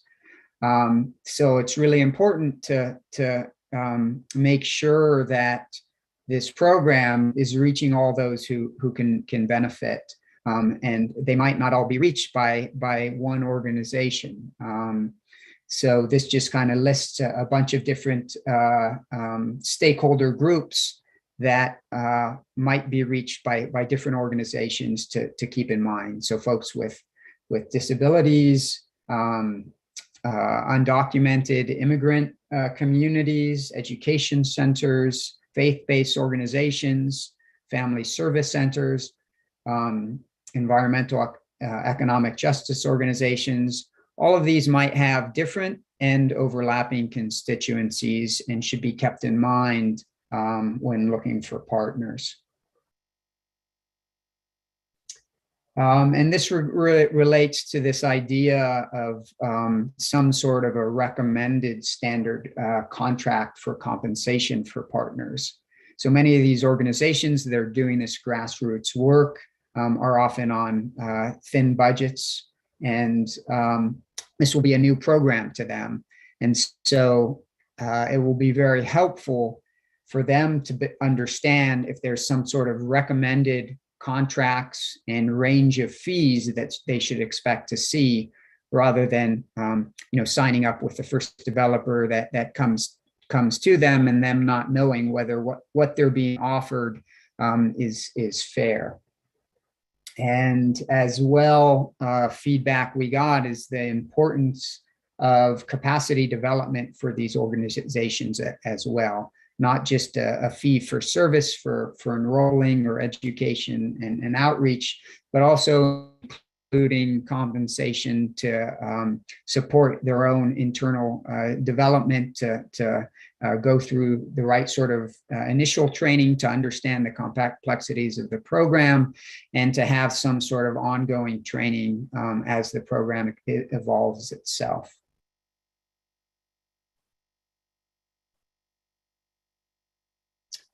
And then related to the a website that we expect to see created and run by the program administrator. One suggested best practice is some form of an ethical code of conduct for those that wish to be able to access and accessed on the website. So a voluntary code of conduct, both for the developers as well as their community-based organization partners. There should be some sort of an easy to navigate search tool that will allow searching for and filtering by projects, by the different terms, by the savings, as well as a search for developers in order to look for CBO partners, being able to filter by capacity, by their constituency, and by what roles they wish to play. As well, we can imagine some sort of an Amazon or Yelp-like feature to bring transparency and accountability to both the developers and the CBOs, allowing feedback, reviews from folks who have worked with the developers, be it subscribers or CBOs, as well as developers who have partnered with various CBOs to make sure that those that are doing an excellent job, as we hope that and anticipate there will be many of you rise to the surface, and those few bad apples get singled out to improve the way that they're participating in the program. And one thing that we'd love to see is ultimately a low-income program facilitator. So similar to what's present in the programs of Oregon and Colorado, which that immediately increases the capacity to work closely with low-income households that might have, where there might be opportunities beyond just community solar to reduce their energy burden. So connecting them to energy efficiency programs by, for example, the Weatherization Assistance Program, the energy efficiency programs offered by the utilities, as well as opportunities with, for example, there's a community energy efficiency development block grant, which will be operating within the next year, that also will provide opportunities for greater energy efficiency savings for low-income households. As well, LIHEAP, there's something like 240,000 eligible households in New Mexico, but there's around 60,000 that are currently enrolled. So you can envision that somebody going to sign somebody up for community solar also helps these households connect to other programs that would reduce their energy burden.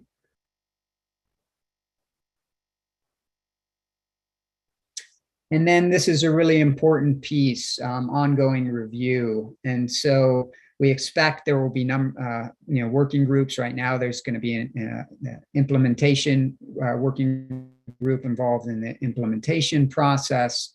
But if you look around at the names and organizations that have been involved in the community solar rulemaking process, there's not a lot of organizations that are present that work on the ground with many of these low-income households.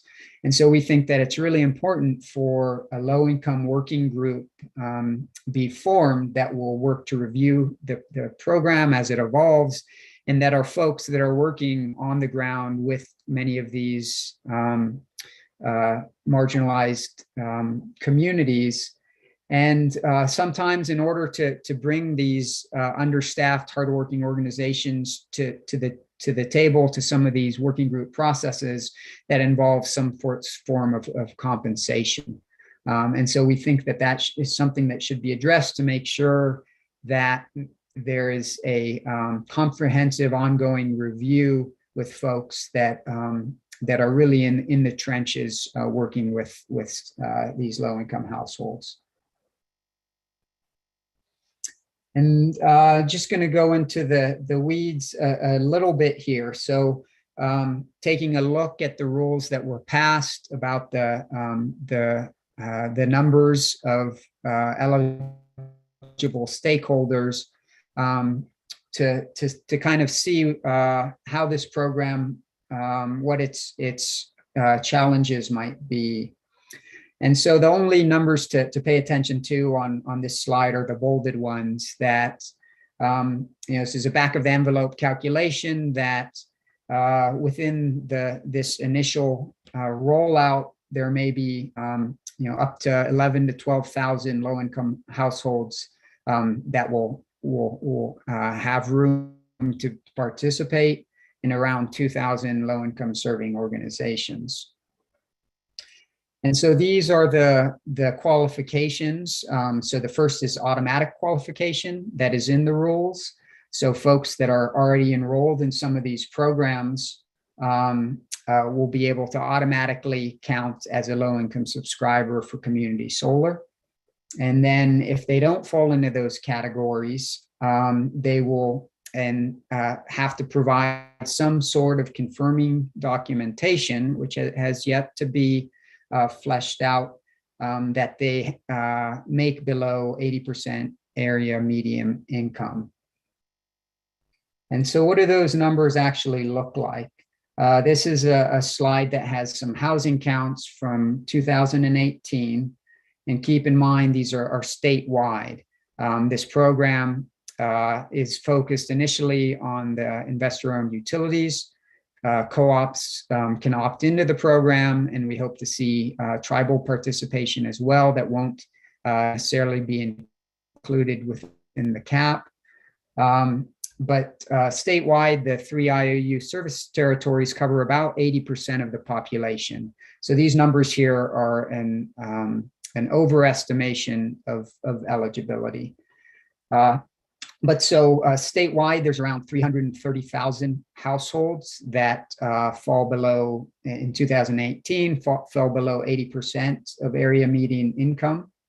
And so what portion of that amount will be captured through automatic qualification? In the prior slide, you can see that the cutoffs are different. So to participate in Medicaid, it's 133% of federal poverty level. SNAP is 130%. LIHEAP is 150%, and 150% federal poverty level is roughly equivalent in New Mexico to about 60% AMI. So you can see that lower blue arrow there.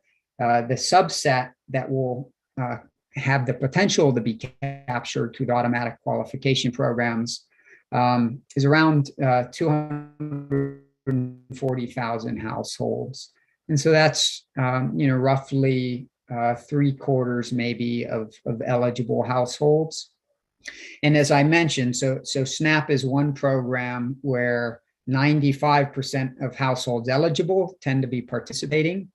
LIHEAP, it's an even greater amount that are eligible, but it's a much smaller amount of households that are actually participating.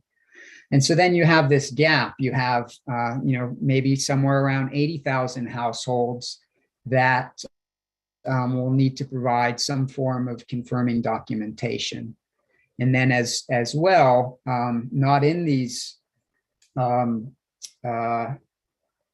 not within eligible for the federal program are undocumented households.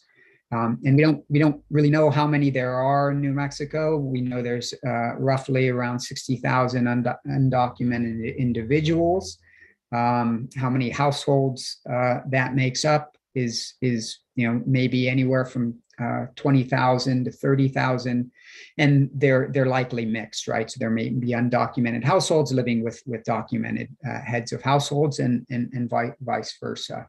And so that is also a constituency here in New Mexico that are eligible to participate in community solar, but wouldn't be able to participate through the pre-qualified programs.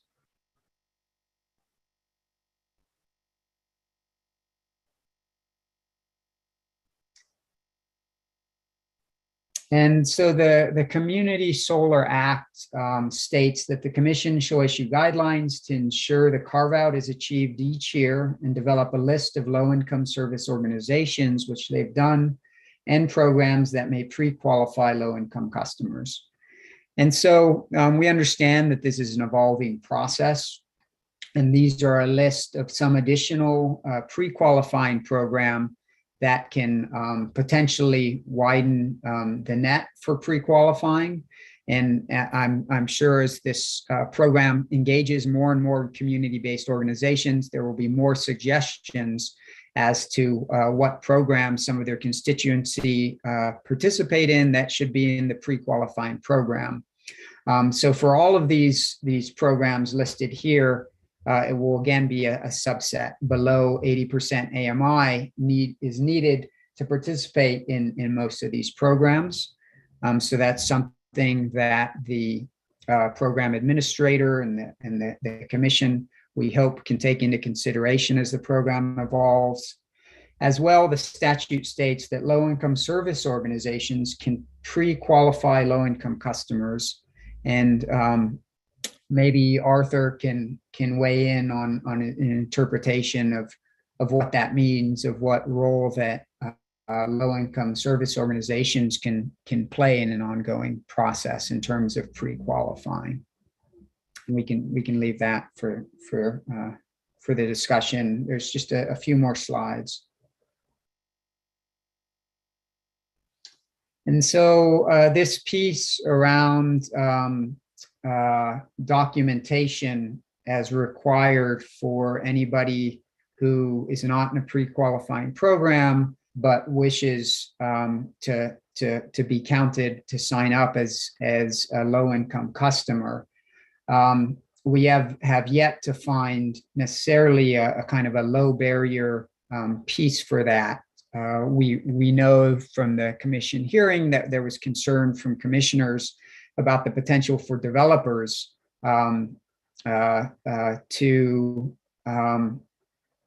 use self-attestation as a way to possibly enroll people that are not low income.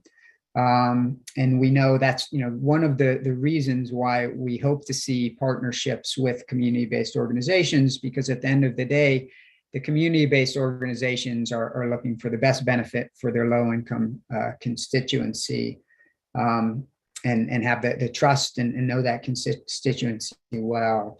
And so this is just an initial list of some suggestions. We'd love to see maybe in the chat from developers who have worked in other markets that have seen some sort of documentation requirements that seem pretty low barrier.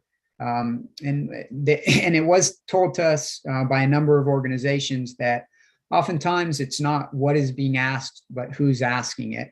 So it's one thing for a developer to who's a fresh face, never seen before, to ask for some sort of very personal financial information, and maybe another thing for a trusted partner who's been working with these households to help them sign up for federal program and other programs to ask for documentation. And one additional burden that the documentation requirement will place for participating community-based organizations that maybe had hope to help with enrollment is that there will be data security and safety requirements if they're going to be collecting financial information. And so that may just be too big a barrier for some community-based organizations, given their capacity to want to participate with enrollment.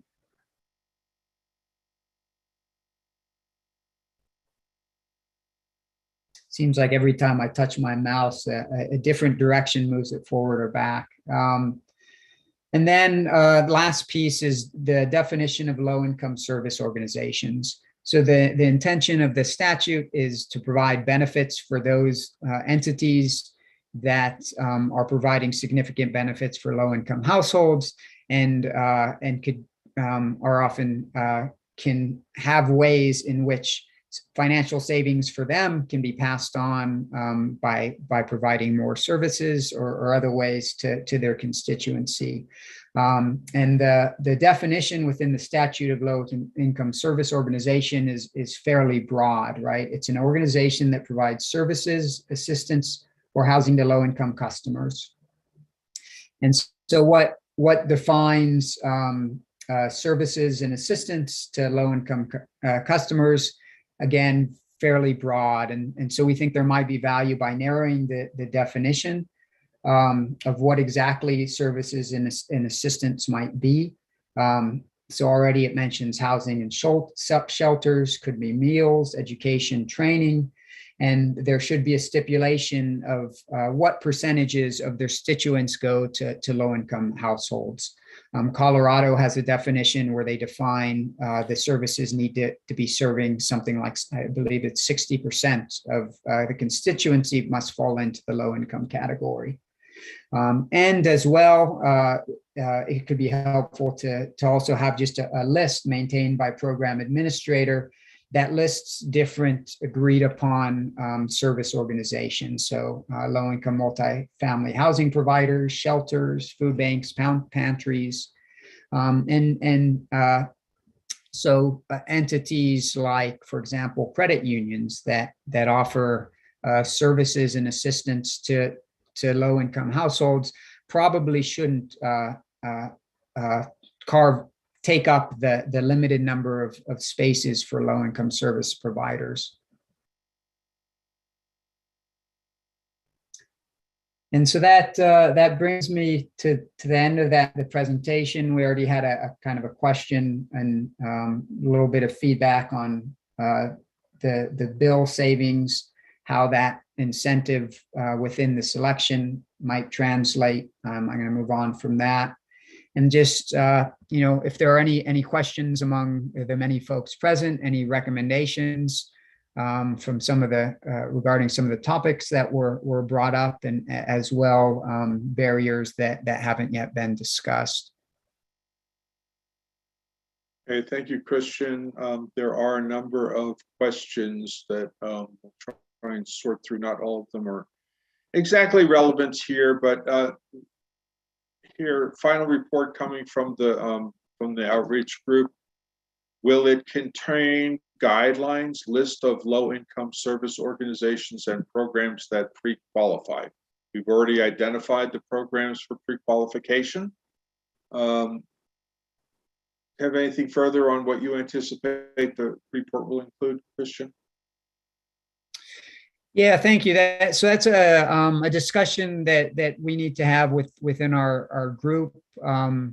But I think it would likely include a list of the organizations that have participated in the listening sessions. Ona, do you have any thoughts on that? Ona Porter from Prosperity Works. No additional comments. Thank you. Thank you. Okay. What are the roles that CBOs are asked or able to perform? It's very basic, and Christian just showed the slide that contains the statutory language.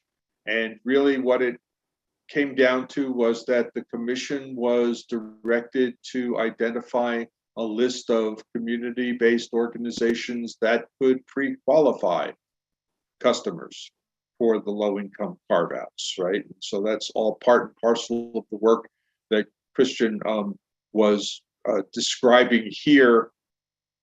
Whether we have a list of organizations, I would prefer that they actually kind of like volunteer for this kind of work and then work out their financial arrangements with the subscriber organizations, because there is no money in the commission's pot to pay anybody for this, but that will be part of the report. Was there anything else that you saw that the CBOs ought to be doing aside from providing basic information to their constituents?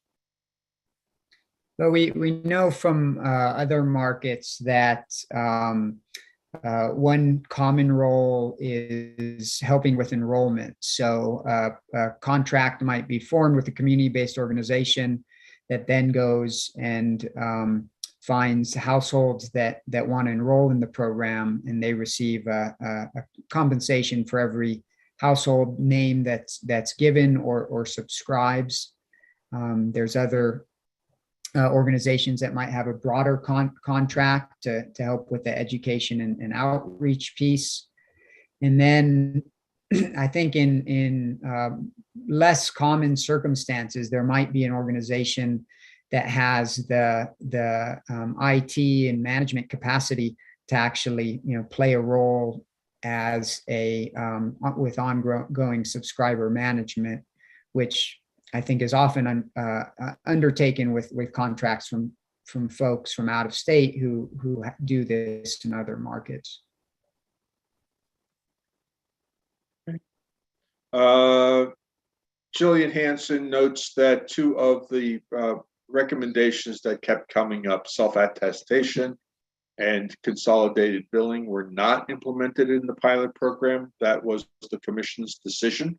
I think that the commission was public in its deliberations about this, and I don't really have anything else to say about it except that they felt that that there had to be certain constraints on this. Is that we had no appetite here. In other states, the utility is the program administrator, like in Colorado, right? So consolidated billing might make more sense. Here, our utilities did not want that responsibility. They felt that that would confuse the relationship between the customer, the subscriber, and the subscriber organization, and put the utility in the middle of any kind of complaint situation, and they did not want that responsibility, and the commission sided with them.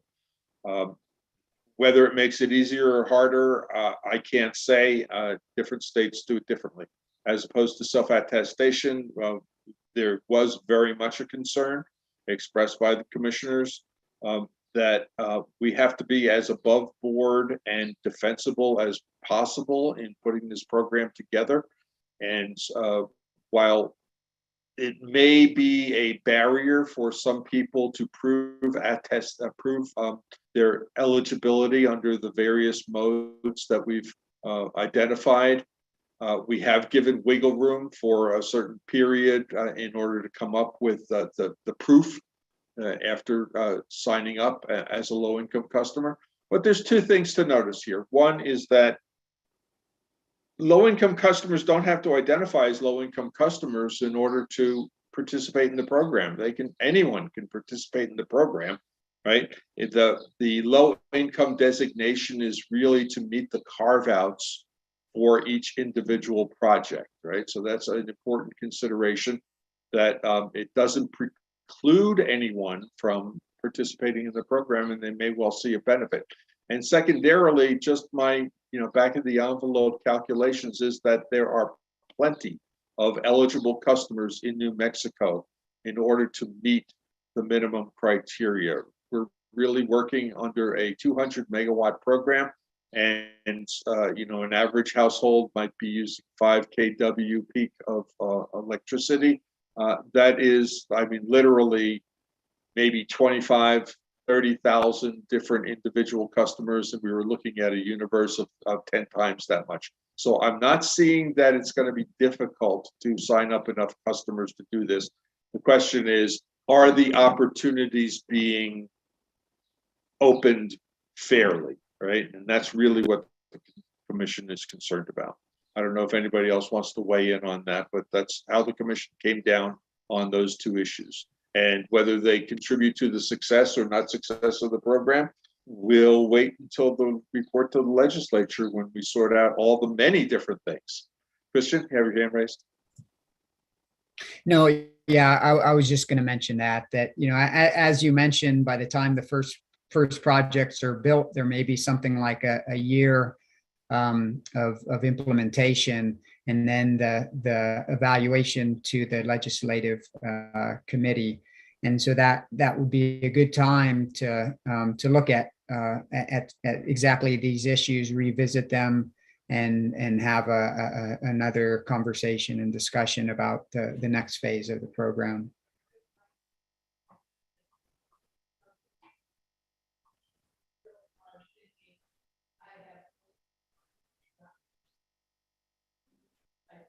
Arthur, you're on mute if you're trying to talk to all of us. Okay.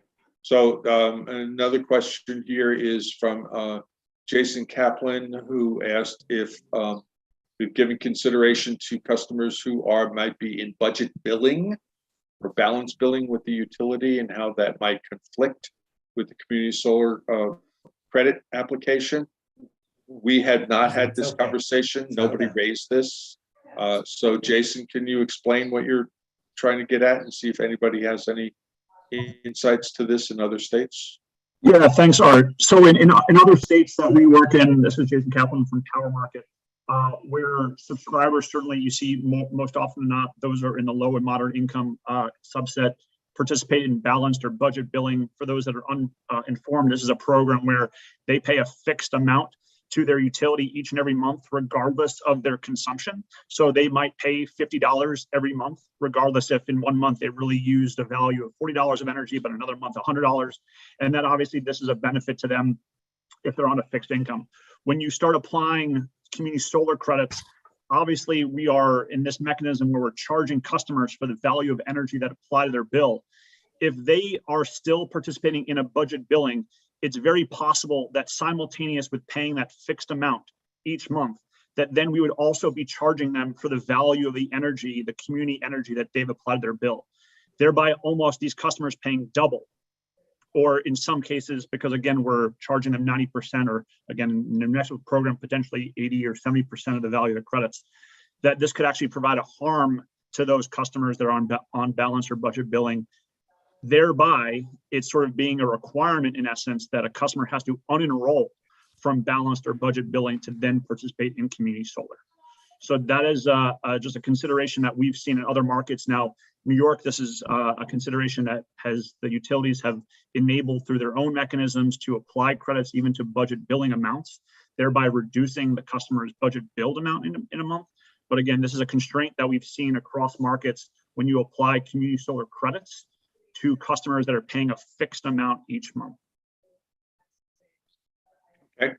As I said, we did not have this conversation during the things. Does anybody have any insight into this and how it might be worked out? Otherwise, I would say that what we would do is ask the utilities to address this in the solar bill credits tariffs that they're going to be filing. We can have a further discussion on this afternoon. I do not know what the universe of customers is that participates in these kind of billing programs with our utilities. So it's something that would probably need some further action. Jim Desjardins. Yeah, thank you. Thank you very much, Arthur. And I think Jason raises a very good point. And this is an issue that we deal with rooftop solar. And rooftop solar, and this is on the P&M system, but probably for the other IOUs, we advise them to get off of budget billing. But then in my mind, that raises a concern that I would think, especially in a lower income housing, that budget billing is very important because it helps to budget. So it's definitely something important to consider. And Jim, just to that point, it's another consideration where, you know, they trust the budget billing process with their utility. And when you advise them to get off of something that they've experienced to join something new, that also raises a red flag that what is this program and why can't this work with something that's worked for me for so long? So it's unequivocally something, again, I don't know, as Art said, I'm not sure also how many participants or how many potential pre-qualified LMI customers or low-income customers do participate in these types of programs in New Mexico, but it's certainly something that we would really want to consider and have further discussions on. Totally. And, you know, I'll just be honest, it might be to the customer's advantage to remain on that balanced bill thing. It's really going to be up to the customer to see what savings they might be able to achieve through this program.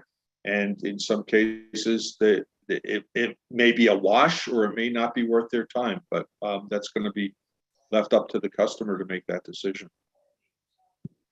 Okay, we have a question here. Why is there a requirement for a comparison of the bills, of the net bill?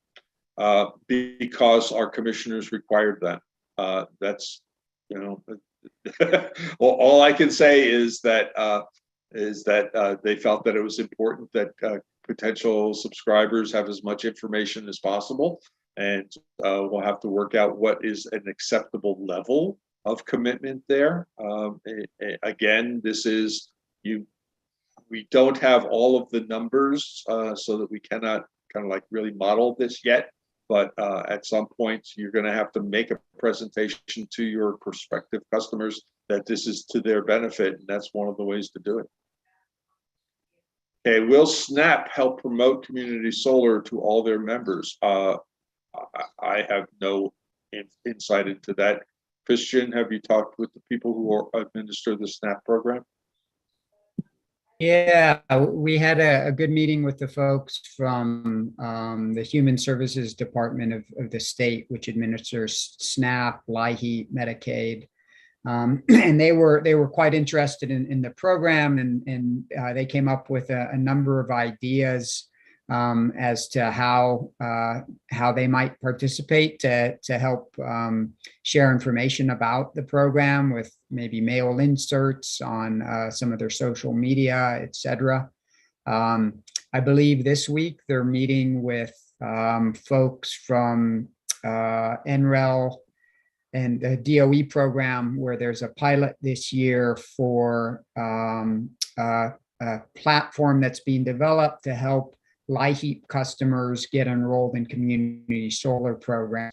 And they're looking for a handful of partner states. We don't know whether New Mexico will be chosen for that. But yeah, the bottom line is that they're aware of the program, and they're interested in getting the word out once, you know, they learn more about the potential benefits that will be offered once the program unfolds. And I noticed that Kevin Cray had a question about how many folks in SNAP who are eligible for SNAP are actually enrolled. And the number I found on the web was something like 90 to 95% of households eligible for SNAP are enrolled, which is a lot higher than for LIHEAP, where it's more that the enrolled is something like 25% of eligible. Christian, you mentioned the federal effort. The Department of Energy, through the Biden administration, has made a serious commitment to community solar all around the country and want to get 5 million households signed up to community solar, and are offering all sorts of technical assistance and program supports to various states. And Mexico has been taking advantage of those, right? And was actually kind of working with the National Community Solar Partnership to do some of the preliminary work that we did in terms of assessing the market and understanding how to structure program administration. I know that Commissioner Maestas' staff, Christopher Hall and Mary Jane Parks, had also been in contact with the NCSP people who were putting together this LIHEAP. I don't know if Mary Jane is on the call right now. If you are, do you have anything to report about that meeting with regard to what are the ideas that are being tossed around for maximizing participation from the low-income community? Mary Jane? Thank you, Art. Well, there is a list of eligible criteria for LIHEAP that I hope is shown there on the slide. There is a self-attestation eligibility, but I think after 90 days, you have to work with your CBO to help clarify that. And we'll work with that customer, but exclusively self-attestation is not part of the program. We would really like some other documentation. Okay, I'm talking specifically about, you had a meeting with the folks who were putting together a platform for support of involving LIHEAP customers in community solar. Well, that was really a different type of program that's looking at a platform to help states move forward with signing up LIHEAP customers through your state agencies, through the LIHEAP, through the utility. It's really a pilot program and it hasn't been introduced yet. So I think we would be better served right now to continue with our own program planning, this order, and our community solar. There's not a lot of specific details to add right now based on that meeting last week, no. Okay, but we are in touch, and I believe we're in it's touch the with same them. program. Yes. Yeah, this is what Christian was alluding to. Yeah, we're gonna pull every lever that we can in order to get the word out, and thankfully we have good partners, even at the federal level. Okay, yes. Let's see, pre-qualification required. As I talked about, anybody can sign up for community solar. It's really just a matter of pre-qualification. Helps the subscriber organization meet its carve-outs, and the commission has determined what is needed to show eligibility, and has given a grace period for essentially a self-attestation to become a proven attestation. Okay, Armando says monthly pay stub may be the lowest barrier, so we'll keep that in mind.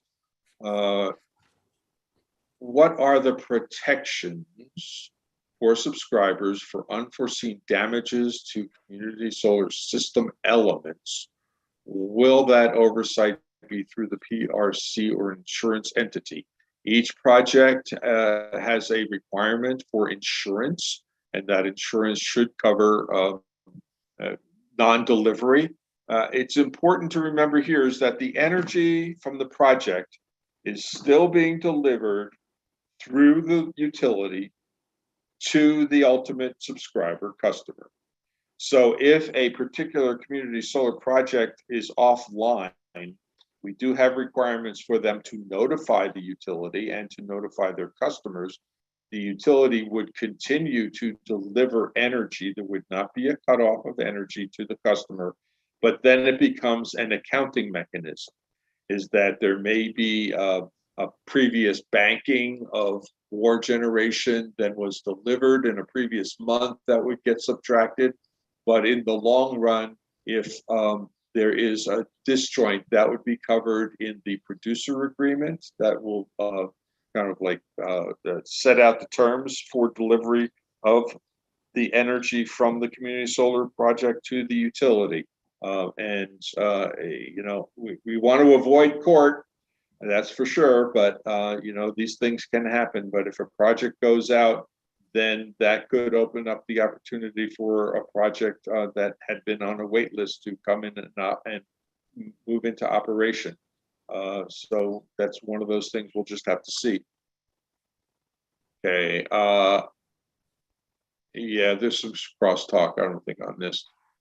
And then description of some of the rules on our report to the legislature. We'll be collecting information as we go along. And let me see, somebody's talking to their dog. Well, that's just something that we all have to do at one point or another. Mine's sitting on the other side of the door here. Okay.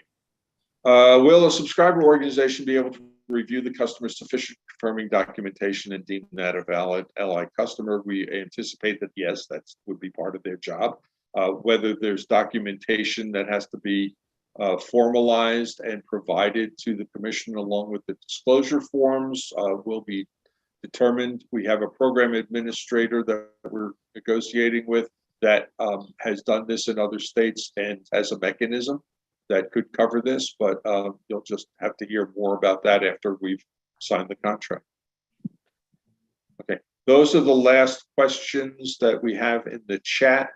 We still have a little bit of time. Does anybody else have any questions on this report by the joint organizations on outreach? Any other things that you feel like we might need some more clarification of?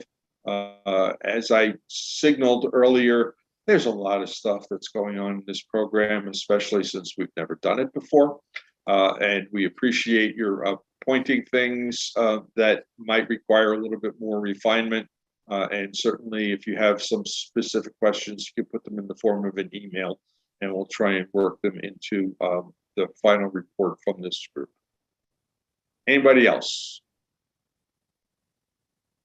Hearing none, thank you, Christian. Thank you, Ona Porter. Thank you, all the folks who've been working on this element of it. We really appreciate it, both the expertise, and we look forward to the report.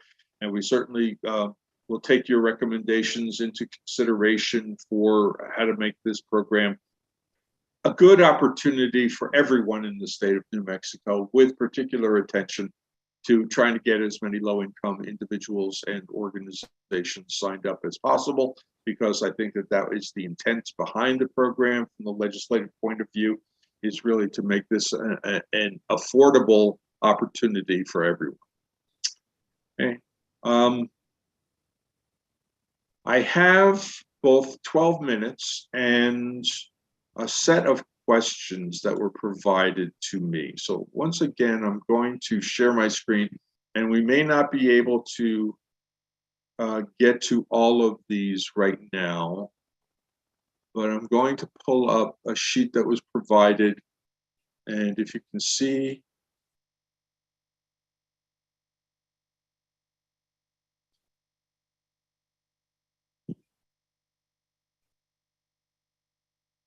why is this?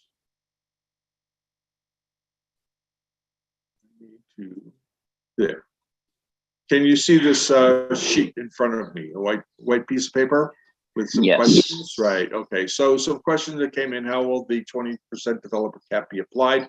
It is a cap on awards. So there may be a number of bids that come in, but they will kind of trigger the program administrator to determine that there may well be an overage there, and it's possible that some of those bids, even if they're in the money, would move to a wait list for some other project that does not get chosen. This is all really in the details of how we get that. One bidder is one company, right? It includes affiliates, and we just don't want gaming of the system. But I think it's going to be pretty self-explanatory who's putting projects together, and the partnerships that they put together will help define that. Documentation, we talked about this. Third party be required to verify. We already talked about this. What is the process and specific timeline for awarded projects to enter interconnection study? As soon as project is selected, it goes into interconnection study. There will be a number of milestone timelines that are built into the interconnection rules that are currently in place. I mean, if the commission does not adopt new rules, then projects will be evaluated under the existing rule, which has a set of timelines, although we tried to be a little bit more specific. So that is all going to be put together as part of interconnection. And we understand that some projects might drop out. There's not a time frame for doing that, but I would imagine that they'll know pretty soon. What happens to queue positions that get jumped? Well, there will be no queue positions that get jumped, because the utilities will not be assessing projects that are not selected for the community solar program. If they are trying to move ahead into interconnection and have not been selected in the evaluation, or do not have a power purchase agreement with the utility, they're just not going to be considered viable projects, right? And so they're going to get pushed ahead. Pushed aside.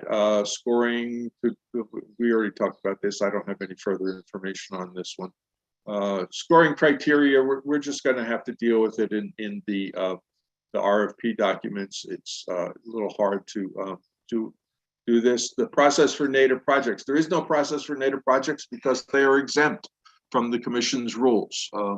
If a project is developed on Indian native territory that wants to sell to customers who are outside of that jurisdiction, then the same rules about providing the solar bill credit would apply.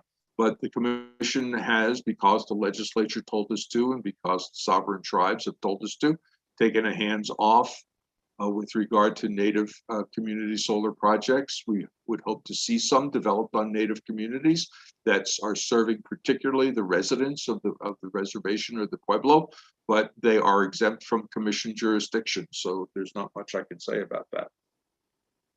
Rate rider to capture utility administrative costs be established and applied. That was called for in the order. It's up to the utilities to establish their rate rider, and it'll come into account when they come back and seek recovery of costs in their rate case.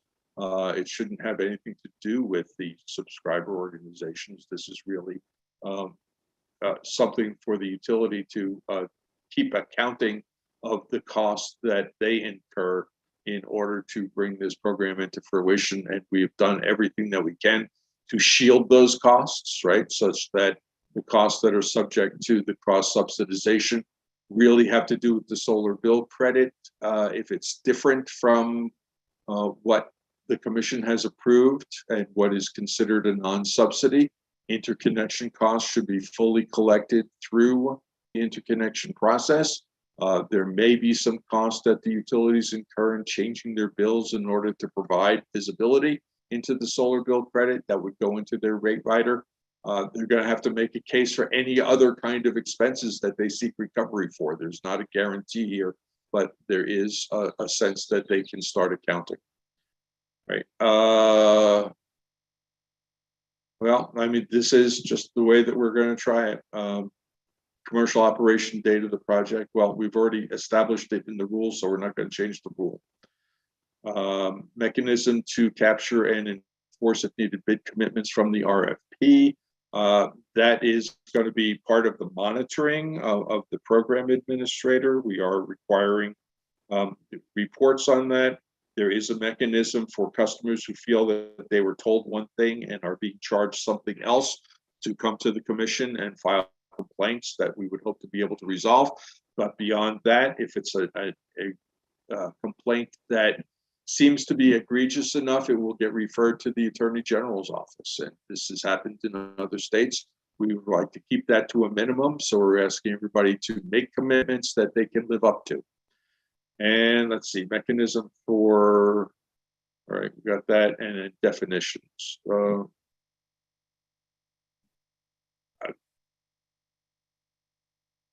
We have the definitions that were included in the act, and those are what we're working under. I think these other things are pretty self-explanatory. The commission is not going to go through a process of defining these unless it's absolutely necessary.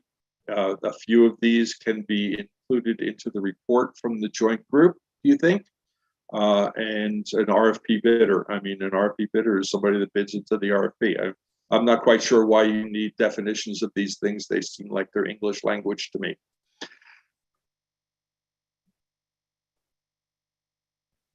Okay, anybody else?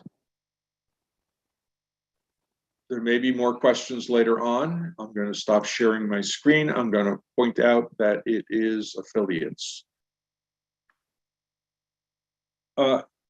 Yeah, you know, I mean, you're going to have to identify who you're working with here. Affiliates included 20% cap, include subscriber organizations. Well, who's using who here?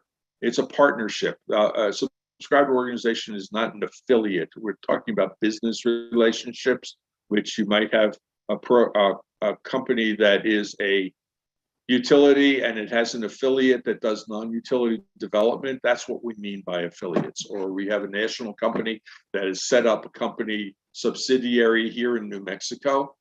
In particular, that's an affiliate. It does not, I mean, these partners in the community are not really affiliates, but they are partners as defined in the evaluation form. So we're just going to have to see how that works out. Okay, is there anything else that I missed?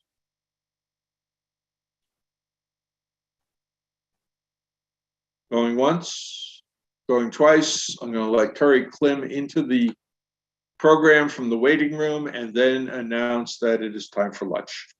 We have until 12:45 for a lunch break. I very much appreciate everybody's time and attention here. We have more than 100 folks involved, and I anticipate that we're probably going to get some more folks joining us for the afternoon session. So thank you all. We'll put this on hold for right now. I'll put up the, what I will do is I will try and put up the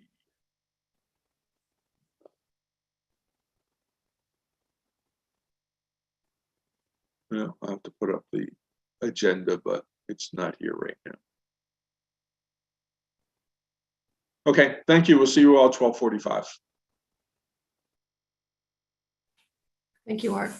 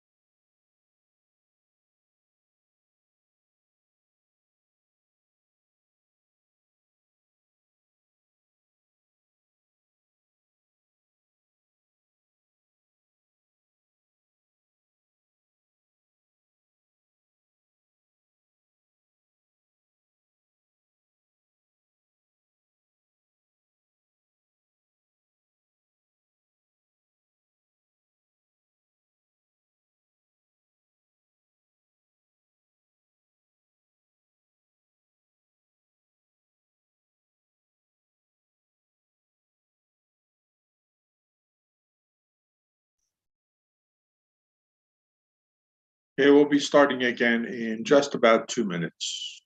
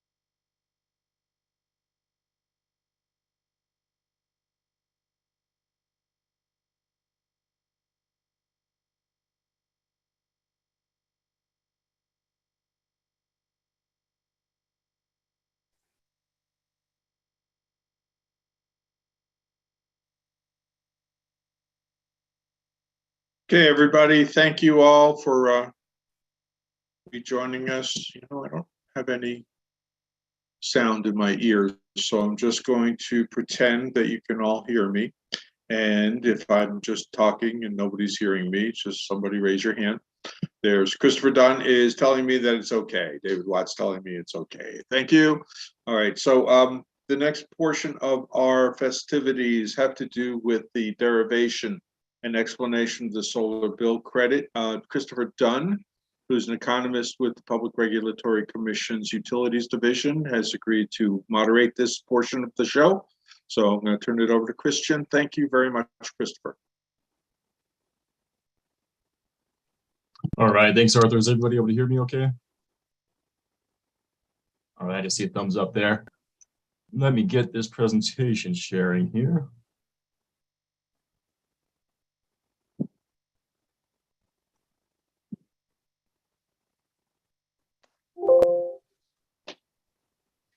All right. Hopefully the presentation is now showing full screen for everybody. We'll go ahead and get going here. As Arthur indicated, my name is Christopher Dunn. I've had the opportunity to work with many of you already throughout the community solar rulemaking process. For those of you I haven't had a chance to work with yet, welcome, and I look forward to engaging with you in the future. I am an economist within the Economics Bureau of the Utility Division, and I'm going to go ahead and get us started on the discussion for kind of a leading into the second half of our workshop today, focusing on the community solar bill credit rate. I'm not going to talk too long. I know most of you guys would really like to hear primarily from the IOUs, so I'm going to give this a brief introduction, and then we'll turn it over to the IOUs. Each one will have about 15 minutes to present. First, before we dive into things, though, I'm going to ask for just kind of a clarifying assumption from everyone that I think will help us along throughout this process. And basically, I think it's a really easy one for us to grant today. It's just that the rule adopted by the Commission order on March 30th, 2022 is going to be the rule that's going to be published and become effective in late July. I'm putting late July here, recognizing that, you know, we're anticipating in July, but late July, hopefully the latest. With that in mind, with the publication and effective date of the community solar bill, or pardon me, the community solar rule, we are anticipating some filings from the utilities to go along with the effective date of that rule. Basically, within 60 days of the effective published date of the rule, the utilities must file the necessary forms, agreements, and tariffs in order to implement the community solar program. With that in mind, it's not just community solar rule, obviously, that will be relevant in filings, particularly if we look at section 17.1.210.11, paragraph B2. Basically, we're going to be expecting that the utilities, along with their advice notices, will be filing supporting testimonies or any necessary exhibits to go along with those advice notices. I do want to point out, this is mostly for the benefit of the utilities, that there is another subsection of that same rule that offers an opportunity for the utilities to provide basically a draft of the advice notice filings that they are going to be filing later, to have those reviewed by the commission staff, somebody like myself, to make sure that they're agreeable and point out any major deficiencies or issues that we might have. Ultimately, that way to hopefully have a smoother process and a faster process for approval of the advice notice filings. Moving on to the bill credit rate itself, just a couple of reminders. I think that we're all pretty familiar with the language from the statute, but basically the statute required that the commission adopt a rule no later than April 1st, and that rule provided a community solar bill credit rate mechanism that's derived from the qualifying utilities total aggregate retail rate on a per customer class basis. A couple of relevant definitions there. That solar bill credit rate is basically just dollar per kilowatt hour rate that the commission uses to calculate the community solar bill credit. And the solar bill credit is the value of the electricity generated by a community solar facility allocated to a subscriber. In that forthcoming rule to be published, a little bit more definition is provided around the total aggregate retail rate that states that the utility shall calculate that TAR on a per customer class basis, less the commission approved distribution cost components. And that rate has to include fuel and power cost adjustments, the value of renewable energy attributes, and other charges of a qualifying utility's effective rate schedule. Importantly, the commission rule does require that the utilities will not subtract costs of transmission in calculating their solar bill credit rate. So now I'm going to be turning over in just a moment to the individual utilities to present on their total aggregate retail rate calculations and the community solar bill credit rates that they've calculated as well. Please recognize that these are, of course, preliminary estimates from the utilities, subject to change. But in this discussion from each of the utilities, I'd like for you to please, if you can, highlight the value of renewable energy attributes that you calculated in creating that community solar bill credit. And also, since we have had an opportunity to see some different versions of total aggregate retail rate and the bill credit rates that the utilities have presented previously in our workshops, I'll ask that if there are any significant differences or changes compared to what you previously presented, please highlight those for the sake of all of us so we can understand what it is that you're presenting. And then also I'll ask if you'll review the example bill. I think each of the utilities has created a sample bill for the residential class, so walk us through those as well. So with that, we'll go ahead and allow the utilities to begin showing us what they've come up with for the total aggregate retail rates, as well as the community solar bill credit rates. The order of presentations will be as follows. We'll have P&M going first, followed by SPS and EPE batting cleanup. Each of you will have about 15 minutes to present. I'll keep an eye on the time and we'll allow about 5 minutes afterwards for any questions or discussion to the specific utilities. And then hopefully we should have some time after all of the utilities have presented and can address any additional questions at that time. So I believe for our first group with PNM, we should have Mike Sedlich presenting. Mike, are you online?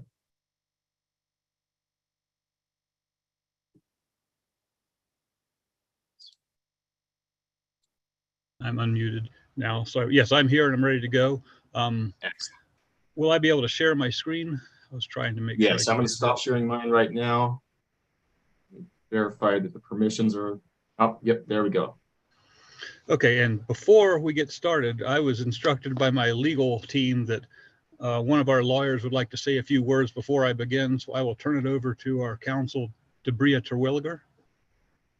Yeah, thank you, Mike. I'll be really quick so Mike gets the balances of his 15 minutes. Just consistent with the utilities notice of non-waiver of rights that we filed previously in the community solar docket, I wanted to just state that we're still interpreting the rule. PNM still has some confusion about section 20 subpart C as to indexing. I know Mr. Sedlich will detail that his interpretation and use of the term indexing is consistent with Mr. O'Donnell's interpretation, but it's not how the rule reads. So we wanted to qualify that that the information that Mr. Sutledge is providing is an example. It's an illustration. What we file obviously will, the PNM reserves the right to file what it needs to file when it files in accordance with that 60-day requirement. Thank you.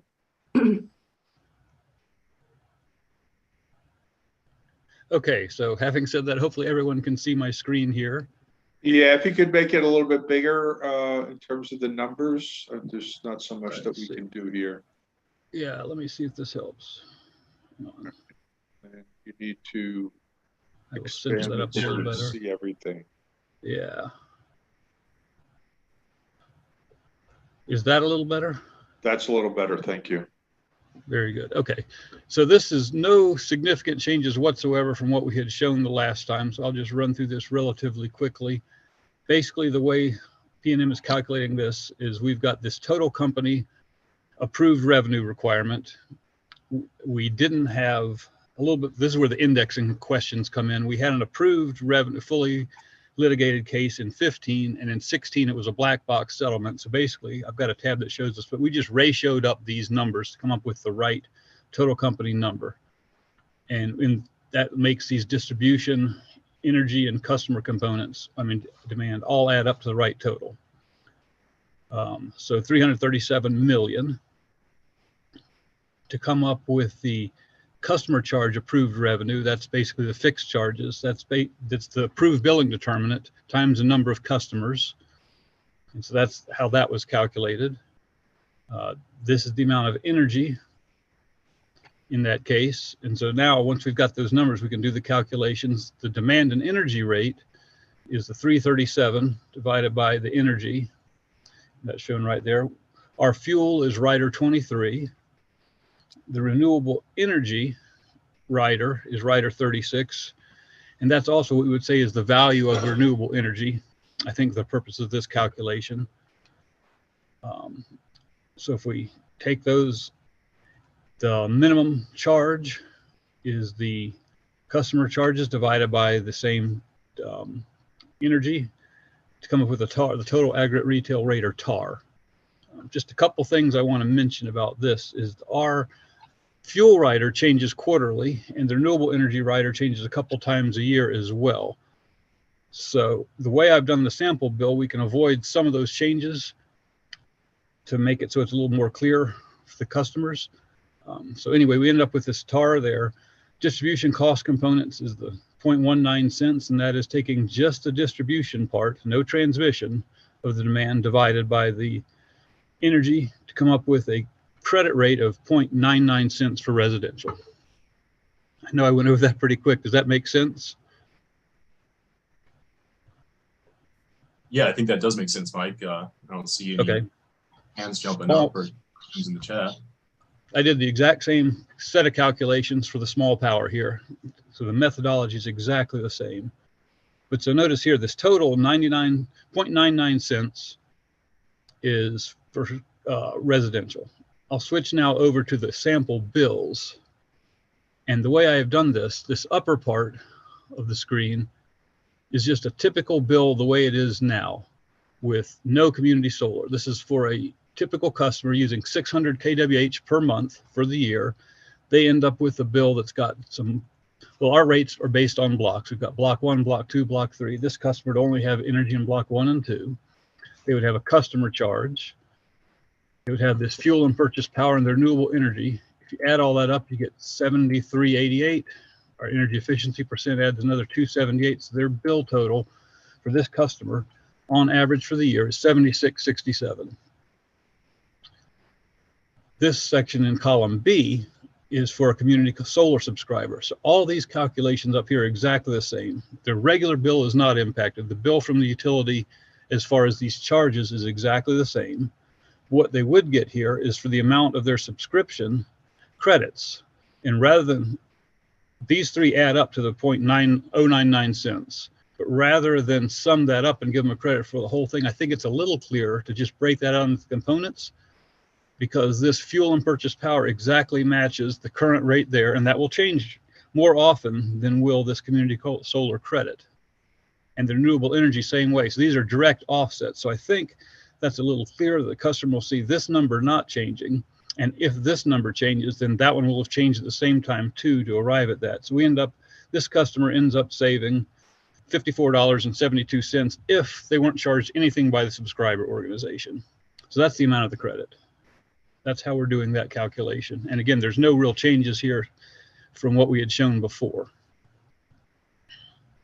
Okay, Mike, this is Arthur.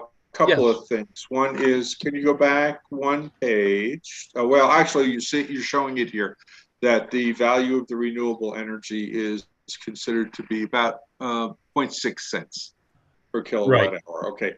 Yes. When we first started asking you to derive this, you actually had a number that was actually in excess of 8 cents. So how, what went into deciding that this is a different number since the last time we looked at it? That's a really good point. I think I can show that better if I switch to this other right here. Yeah, that was simply because our filed renewable energy rate changed. It changed on 5/1 when we originally did this. It was before that, and that original number was higher. And those numbers are going to change, which in my mind is why it's important to have them separated out to make that clear on the bills.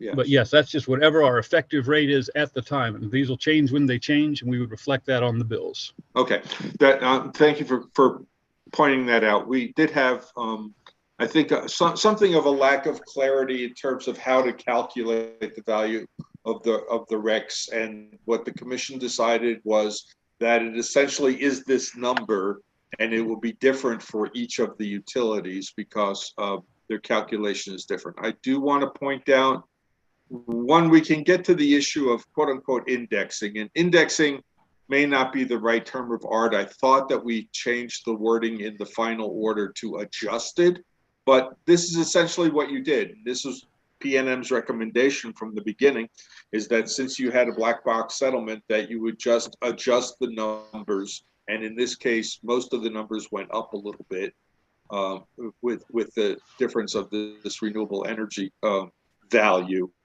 And that's an acceptable way of doing it. I mean, it's like we had an issue of not having a most recent cost of service study performed in the context of a general rate case, which is what the law was alluding to. And I think that this is a good solution. Now, people may question exactly how you came out of that, but that's essentially the process that we did. The second thing, and go back please to where you were. Yes, yes, sir. Yeah. Yes, sir. And this has to do with the updating. It is our intention that the solar bill credit will get updated with each new general rate case, because that major component of deriving the TAR would change. But if there are subsequent subsidiary changes, and you point out to the value of the renewable energy, which probably gets changed every year, and the fuel and purchase power credit, which gets changed, I think, for PNM, are you quarterly or are you monthly?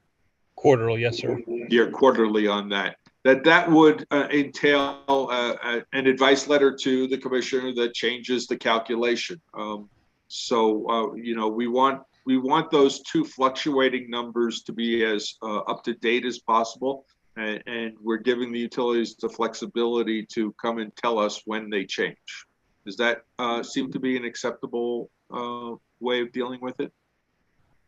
Yeah, that's the way we had anticipated doing that. So we've got this line, again, like I said, this line and that one will always match and offset each other to the extent they've got a subscription that's up to their usage. And same with the renewable energy. So those are in lockstep. The number, as you said, the wooden is this community solar credit, or it's actually a subset of the credit, and that would only change as a result of a general rate case. Yeah, and that's the essentially the TAR calculation. Yes. Okay. So can we clarify how often the CSG bill credit rates will be updated? They certainly will be updated on an every 3-year basis. It looks like the renewable energy will be updated on an annual basis.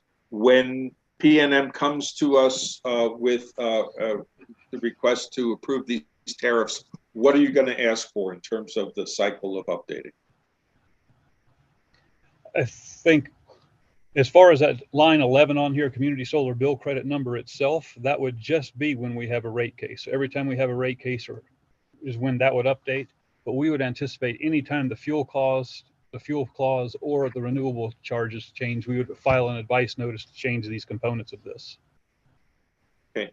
Christopher Dunn, what does that do for your workload? Is this going to be a problem? Well, you know, I think for us, each time that an advice notice is filed, we do have to make sure that we are, you know, reviewing it appropriately, and if necessary, to interact with the utilities to, you know, make sure that any changes are abiding by the rules. So I think that there's a possibility for, you know, some additional work there, and obviously it will have to respond timely with each one, but that's just part of the process. Okay. Kevin Cray has his hand raised. Thanks, Arthur. I just wanted to note that there might be efficiencies with, you know, maybe trying to like estimate out or average out the rider elements of the charge on more of an annual basis. I know that's kind of similar in markets like Colorado, where they make some assumptions over what's going to happen for certain elements of their bill credit, and then they kind of consolidate that down to an annual filing. It just might be a mechanism to reduce some of the workload on Christopher and utilities and other parties as well to file, you know, what could be a pretty significant number of these advice letter filings. These things are changing quarterly, so just kind of wanted to throw that out for consideration and as an indication of what's done in a couple other places. Okay. I think that's a good point. There's a balance of it. This number will be changing anyway, so we're doing an advice notice for that anyway. And my concern is if this goes up or down, you know, either way, and we haven't updated this component here, there's going to be a mismatch there. And are we going to go back and try to reconcile that? Or what are we going to do with those differences if we don't update them at the same time? Yeah, I would say that it's probably actually more efficient to just change them as the numbers change, as that particular component changes. Because are you willing to bet what natural gas prices are going to be in 4 months? I am not, right? And I think that we have to deal with the reality rather than projections in a much more stable fuel environment. I might feel differently about it because things would be a little bit more predictive. But you know, I think we're going to start this way, and if there's some kind of diseconomy that we can perceive from that, then we can revisit it in the future. But this is probably a pretty good starting place. I'm sorry, there's a question there. Why the credit rate in row 11 on this sheet does not match the 9.9 cents? I think the credit rating is a component, and then the other two components are added to it. That's exactly right.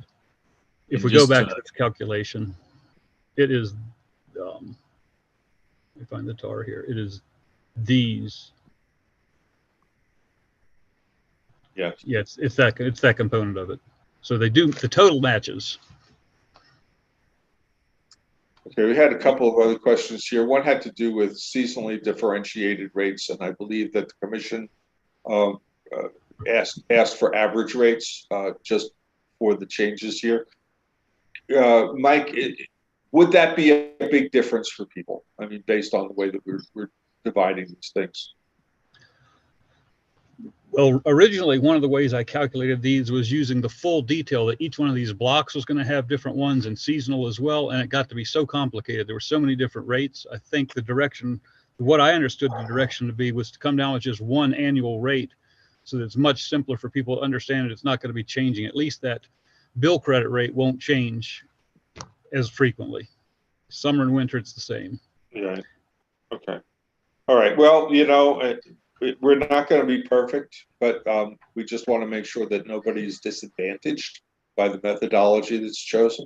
And then finally, can the utilities share historic fuel and purchase power credit and renewable energy costs? I don't believe that they've been asked to keep track of the renewable energy costs since the Energy Transition Act was put into effect. What's your historic data availability, Mike? I'm sure we've got everything we filed, so we would be able to put that together. It may be for the renewable energy.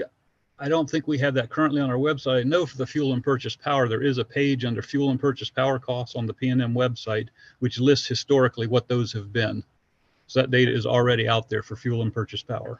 Okay, what is a useful time period to go back? 3 years, 5 years? What? Everything's changing. I don't know what's useful to go back. Right. Yeah. Well, I mean, that's my feeling, is that I'm not sure that historic prices are going to help you at all. But it would be good. So let's say this: when you file your tariffs, why don't you see if you can do a 3-year look back on the fuel and purchase credit, just in a graphic form, maybe in a table, the renewable energy costs. You know, I'm going to say that what is past just is completely irrelevant, because really what matters is that the utilities are doubling their renewable energy commitment in the course of the next 2 years. And that's going to have a significant change on the value of the renewable energy certificates, but we cannot predict that. So unless somebody has another way of looking at it.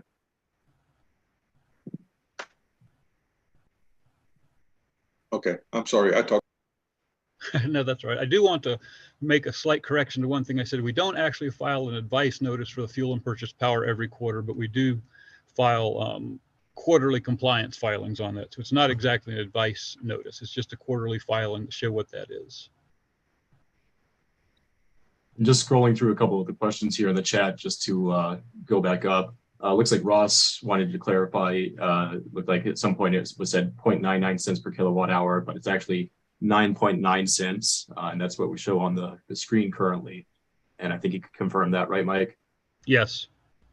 And then an additional question: if a subscriber is on a time of use rate class, can you confirm that the community credit value for the TOU customer would be the same as a non-TOU customer? I believe the answer to that is yes as well. Yes. We would have to work out how that works a little bit, but we don't have very many time of use residential customers. Out of 450,000 round number, I think we've got 200 on time of use. So there's not many there. Thank you. I think Stella also had asked a question of how far in advance will the staff need pre-filing so there's sufficient time to review. To be honest, I think that's just a matter of the sooner the better. You know, once the rule becomes effective, there's 60 days for the utilities to file their rate filings. So, you know, if you have them ready after day one of the filing, I'll start to review them for you at that time. But, you know, just the sooner the better, generally, I believe.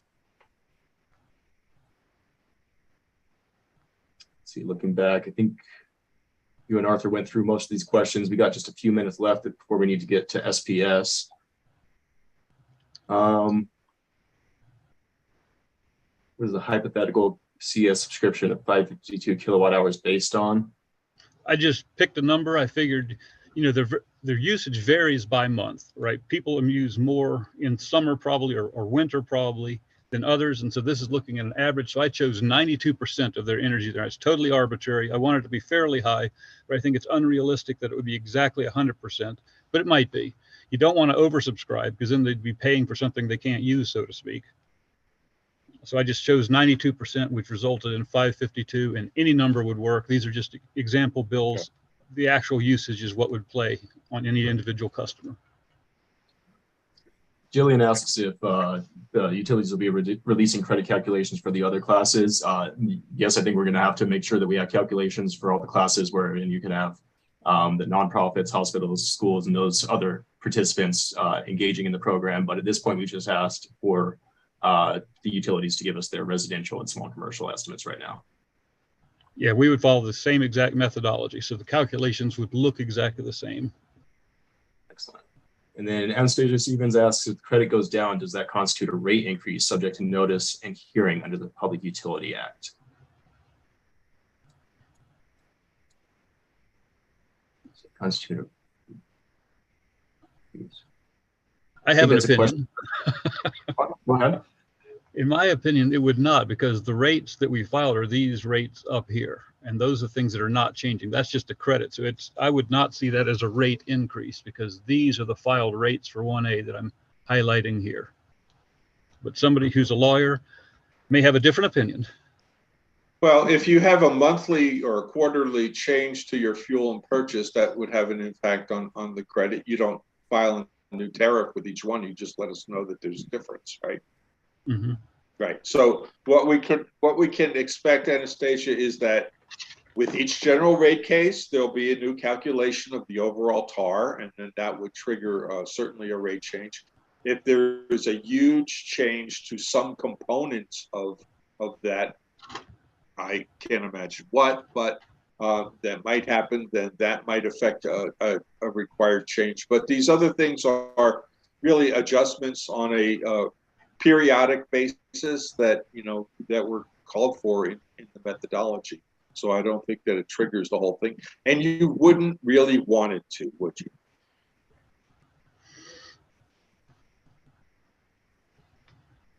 All right. Well, we are at our time for P&M, so I'm going to go keep us going, and we're going to shift over to SPS. If we have questions that were not answered or we didn't have a chance to get to from the chat or otherwise, I ask that you hold them, and we should have some more time at the end to address additional questions. So next, we're going to have SPS. I'm going to ask Mike Luth. I believe you're going to be presenting. Mike, are you available? Yes, I am, and I think I'm unmuted. Yes, we can hear you. Very good. I'm going to try to share your screen. That's my second technological challenge. Here we go. And are you looking at the Excel form or still? No, we still got you right now, Mike. Yeah, it didn't work out. There we go. All right, let me, here it is. And share. Excellent, there it is. Got it. Maybe zoom in a little bit on so it's clear for everyone. Okay. It's going to shrink for a second because I need to drop it down a little bit to get the zoom going. No worries. We'll go 140. And full screen. Any better? Or I need more? I think that's good. Yeah. Okay, well, this is example, Bill. I meant to start with the tire, and I think the format will probably look pretty familiar. You know, thank you for Mike Sudlich for coming up with the format here. I think it's pretty clear, and I've adjusted the inputs for SPS information. I took a slightly different approach on the amounts here because we do have a recent rate case result, but it was a settlement. We filed various components for each customer class's rate, you know, for example, production, transmission, and distribution. And so I adjusted that down from what we filed in rebuttal down to the settlement levels for the three representative customer classes here. I've got two residentials, as you can see from the applicable KWH here on line number 16, that heating service is you know, pretty big component of our residential customer mix. And before I get too deep here, yeah, Erica Kane, an attorney with SBS, is asked to say a few words. And so I'll go ahead and yield the floor here for just a few moments. Erica, if you're there. Yes, sorry to interrupt you, Mike. I just wanted to briefly echo the reservation of non-waiver of rights that P&M echoed before its presentation. You know, SPS wants to participate and provide as much information as possible.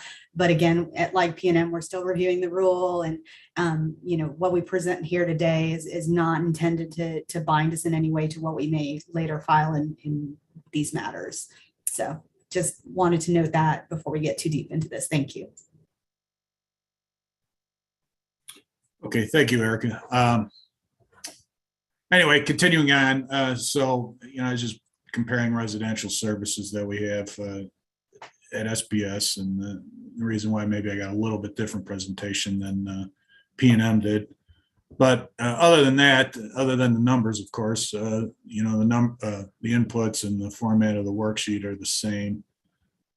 Just sticking with residential, we've got about $47.8 million of demand components, and then non-fuel energy related components, and that has to do mostly with our wind facilities that we, and it was at issue in the rate case, that we consider to be energy related rather than demand related. And then customer components, this was the cost that we had. But we had a customer charge that recovered a bit less than that. As you can see, we've only got $7.3 million or so for residential, but we adjusted to our filing. It was a total of about $11.3 million. So we had a credit for the minimum monthly charge down here of, doing F2 here, of $7.3 million divided by the $692 million.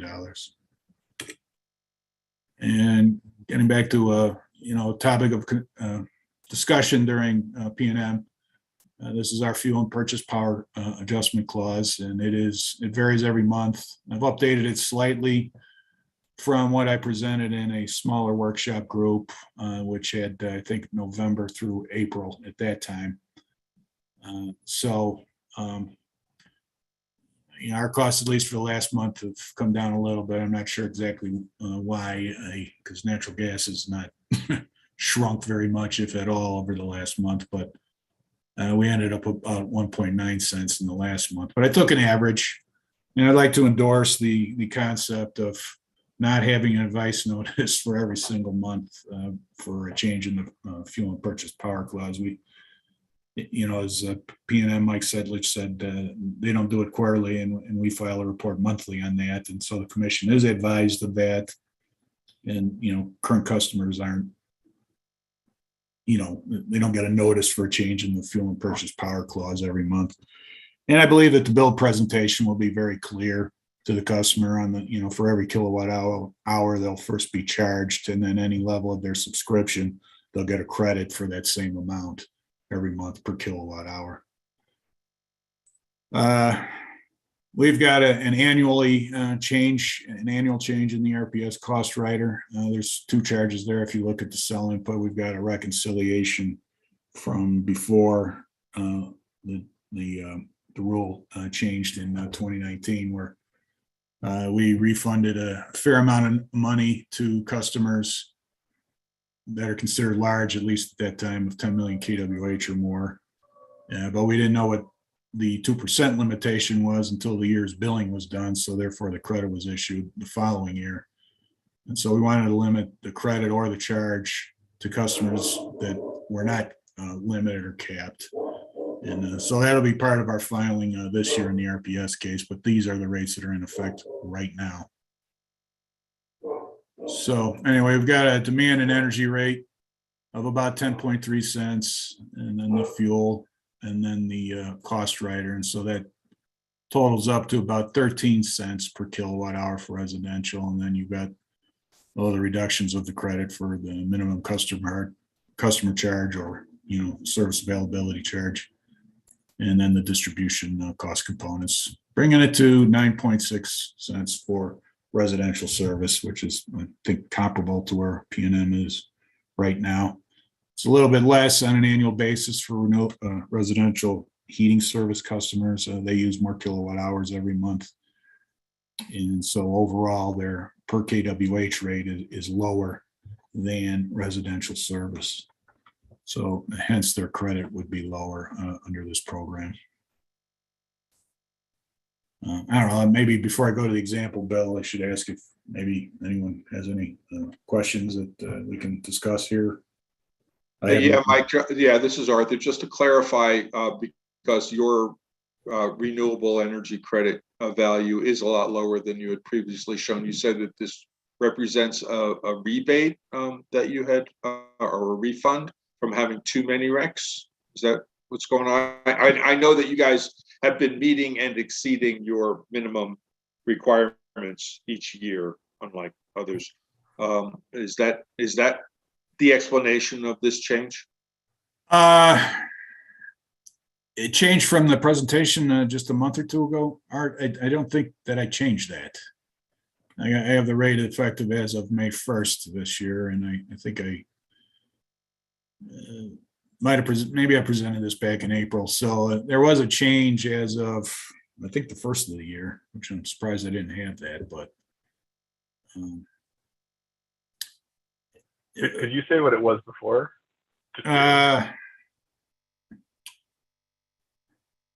I think I just wrote over the same file that I had before that I went over in another worksheet, but I can look over our tariff sheet here. But I'd rather not go through all my files with everyone. Can I maybe text that to everybody or chat and message it later?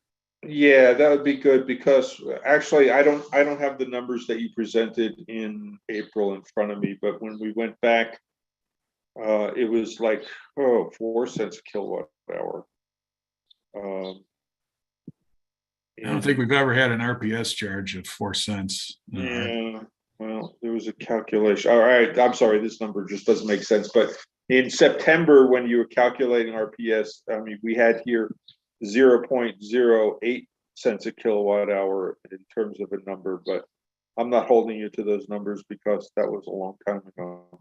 You're talking. Oh, I'm sorry. That's, yeah. No, I'm sorry. You were showing El Paso's, not yours. Okay. So I guess we just, we want to be clear as to how you got that number. So when you file your tariff, you provide the explanation for that. Clearly. Yeah, of course. Of course, this is our rate. And as I mentioned, I don't even think it's been 1 cent per kilowatt hour ever. So we're talking about 8 cents. Obviously, that is a dramatic difference. No, it wouldn't be 8 cents. It would be 0.8 cents. Okay, 0.8 cents. Okay. Yeah. Well, that was where everybody started, right? Almost a year ago. So. Yeah, before the cap went away for large customers, the rate was a bit higher, but with that SPS load, that added quite a few kilowatt hours when you remove that cap from large customers or with large customers. So the rate has gone down over the last couple of years. Right. Okay. And then just quickly, yes, these rec numbers change annually. That's correct. And what I have in here is renewable portfolio standard cost. So it's not really REC. REC is built into the RPS rider revenue requirement every year, and then it's recovered from all customers over a kilowatt hour basis. Right. Let me just take a detour here just to remind folks who had not been following all of the deliberations on the Community Solar Act.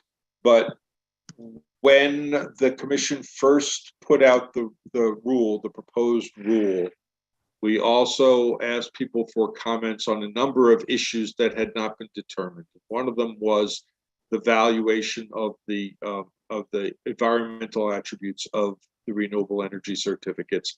And we're hampered in New Mexico by the fact that there is not a robust voluntary market for renewable energy, as there is in many other states, that there is not a constant tracking of the value of the RECs that are purchased in the open market to meet RPS commitments, requirements under the law. So we didn't have a good value. And while we contemplated asking for some kind of methodology that can look to the net present value of future RECs to meet the ever increasing renewable portfolio standard, right? I mentioned that right now it's 20%, but in 2 years it's going to be 40%. And that's going to have a big impact on the value of the RECs that would go into this calculation. We did not get any testimony or briefings on that issue. So the commission went with the next best available number, which was this calculation of the cost of meeting the renewable portfolio standard that's over and above the commodity cost of energy. And that's how this is calculated. And that's what we have until the next general rate case, when it will be an issue. It should be an issue. We certainly invite parties to promote a way of looking at that to get I would say a more accurate assessment of the value of the RECs, but this is what we have, and this is what the commission has approved. Going up before you jump into showing us your example bill here, Mike, I just wanted to jump into a couple of questions coming in the chat. One from Tobin asked that C33 appears to suggest the minimum monthly charges are added to TAR rather than subtracted. I'll note that the value in cell 32 is a negative, as indicated by the parentheses there. So it's adding a negative number. So that number is being subtracted, I believe. Can you confirm that, Mike? Yeah, absolutely. I just think parentheses are better eye catchers. I realize that the language I use there is not mathematically perfect, but I chose the the appearance value, I suppose. It's better for me. But it is a negative value, that's right, as part of the credit. Or reduces the customer's bill per kWh. Great. Whatever's better for you, Mike. You know, I mean, you know, we're easy, right? Appreciate it. There's a question above too that's if the utilities can provide an estimate on how many customers are in each rate class. If you have that available now, you're welcome to do so, Mike. I'll also note that as part of the advice notice filings in the relevant subsection for how the utilities are to handle those filings, for the impacted rate classes, the utilities are required to provide a number of customers in those impacted rate classes with those filings as well. I'm not sure if you have an estimate on what those numbers look like right now, Mike. If you do, you're welcome to offer that. Could I ask my own clarification there too? You know, customers will be impacted, I suppose, in the sense that, you know, they may be asked to support the cost of some of these installations, but on the other hand, all the installations are not going to affect every single customer. They'll only be available to customers maybe on that one distribution feeder. So would that be the affected customers, or would all customers be part of that required notice? If you have a thought on that right now. Can I ask you to articulate that again, Mike? Or maybe your Art caught it the first time. Well, yeah, I'm thinking that basically the requirement would be what is the number, what is the N of customers that go into calculating the TAR? And so that would be all of the customers in that rate class. We're not asking you to make a guess as to how many people are going to sign up for community solar. That would be an impossible request. Okay. I just wanted to be clear. I don't want to, you know, overstate it or understate it. And so that's something that we have, you know, information on just about every month. So we can get you a more current number or limit it to the rate case test year, but that's an historical test year. So that's, you know, about a year and a half ago now at the conclusion, but certainly a representative number. Excellent. And did you want to walk us through the example bill now? Certainly. This is for residential service, which was the column I went over in some detail earlier. And, you know, again, this was, you know, very comparable presentation as P&M had. You know, I think that maybe makes it easier for everyone to compare it to some degree. Our representative customer has about 935 kWh every month, you know, year round. And maybe I'm a little more optimistic about the accuracy of the community solar subscriptions, but I do think that Mike was correct that it's never going to be perfect. So, but I've got 100%, and maybe it makes it just a little easier to follow. I don't know. That's what I did. So in the white column here, without any highlighting, you know, we've got 935 times the average annual kWh, which is the summer rate weighted by 4 months, and the winter or off peak, you know, non-peak month winter rate by 8 months. And it comes out to about 9.1 cents per kWh. Fuel and purchase power, as I mentioned earlier, is you know, our current January through June average, just mainly for illustrative purposes here. And then the RPS charge of you know, basically 2.5 tenths of a cent per kWh adds $2.28 to a customer's bill, and along with energy efficiency of current rate of 4.143% of the overall bill is $5.02. And then if they do have community solar for 100% of their usage, you know, the same bill is the, you know, our starting point is the non-community solar subscriber. Once again, adding up to $121.17 per month and a $5.02 energy efficiency. But then you get into the credit and the community solar bill credit. This is again the base rate credit, or the TAR. And then the fuel and purchase power credit completely offsets the charge up here. And, you know, once again, $23.67 credit, $23.67 charge. So the net, of course, is zero. And same thing with the RPS, Renewable Portfolio Standard Cost Rider. Charge of $2.28, and then a credit of $2.28. And so this is, a net bill of $36.02. And so if there's a subscriber organization that's trying to, I guess, match what the customer would be charged under SPS rates, and of course that would require very extremely accurate forecasting to get it exactly right, but it would be $90.17 with a 100% subscription.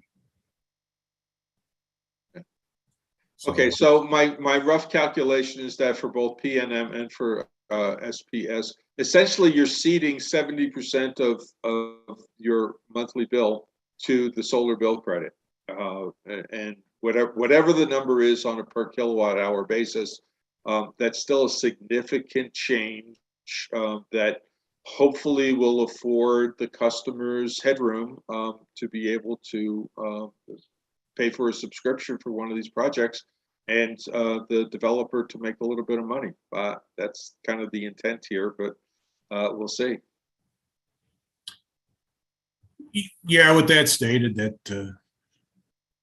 that would be the result. That's correct. We've made our differences known on some of the inputs to the credit, but as you mentioned, this workshop's about getting the credit implemented rather than discuss what all went into it. So this is our view of it, and I hope it's been illustrative and help get a little clarity for everyone. But certainly, if there's any questions on the bill comparison or on the TAR, to the extent time allows, I'll try to field them right now.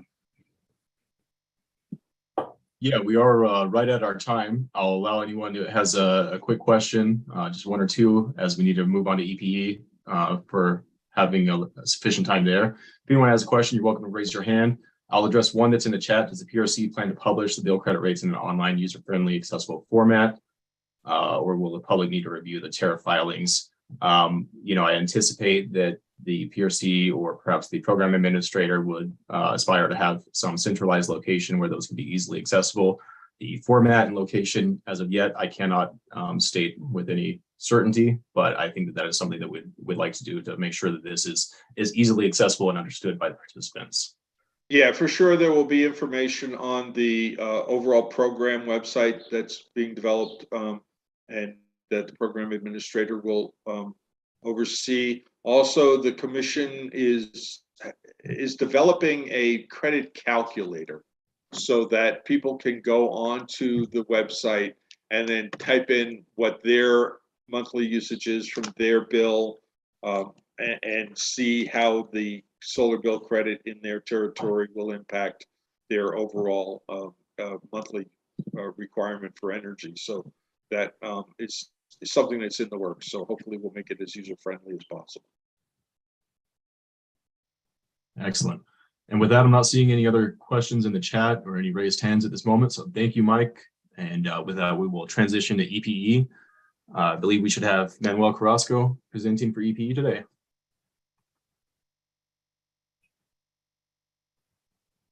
Good afternoon. Can you hear me?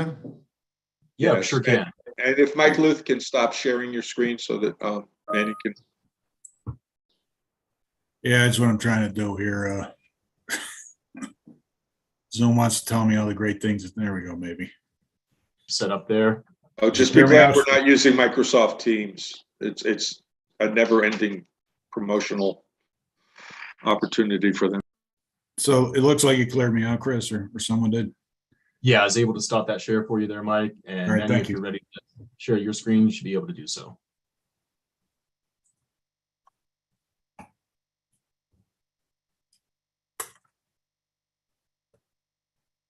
All right. How's that? Can you guys see that?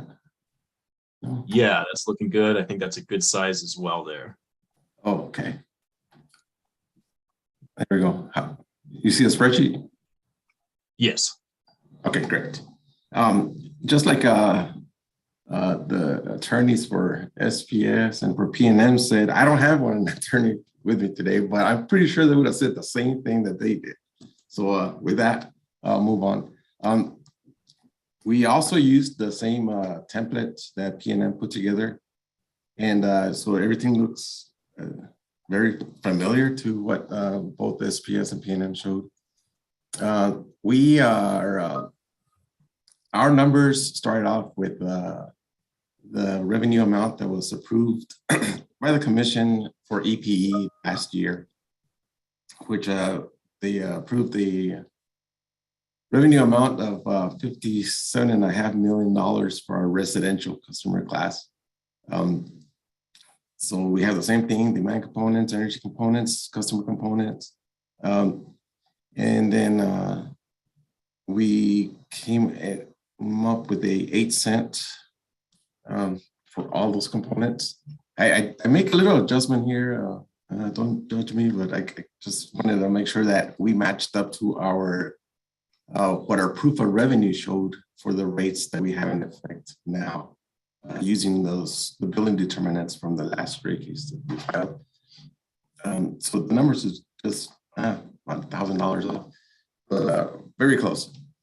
We do have a on this line, our fuel rate, this amount right here, we do change it every month. It is a 12-month rolling average that we use. So it's a little steadier, but it does vary every month. So that's something that we can expect to see changing. And then we have our renewal portfolio standard cost rider, and this one changes once a year typically. So it's pretty steady as well. And with that said, we came up with this number here, with our TAR of 10.5 cents per kWh. Danny, could you scroll down a little bit? I don't think we're seeing the TAR number there yet. We're still on the RPS number. How's that?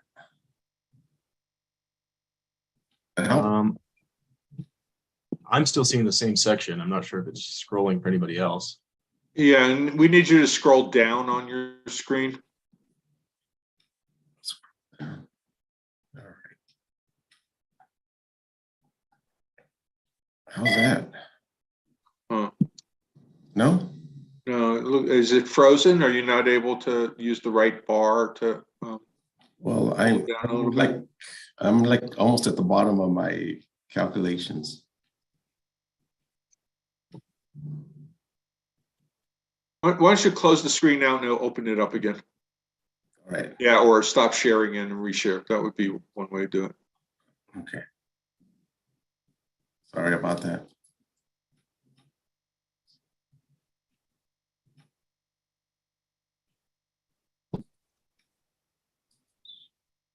Okay.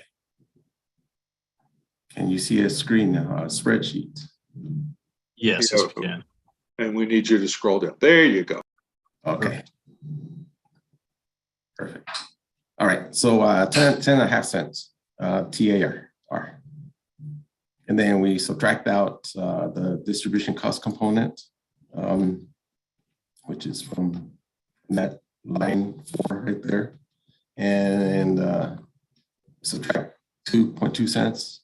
And we come up with a community solar bill credit of a little more than 8 cents per kWh for the residential class.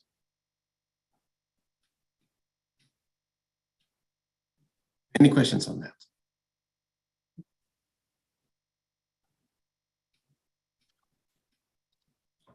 Just a recognition that there is a fairly significant difference in the TAR between your commercial and your small, your residential rate.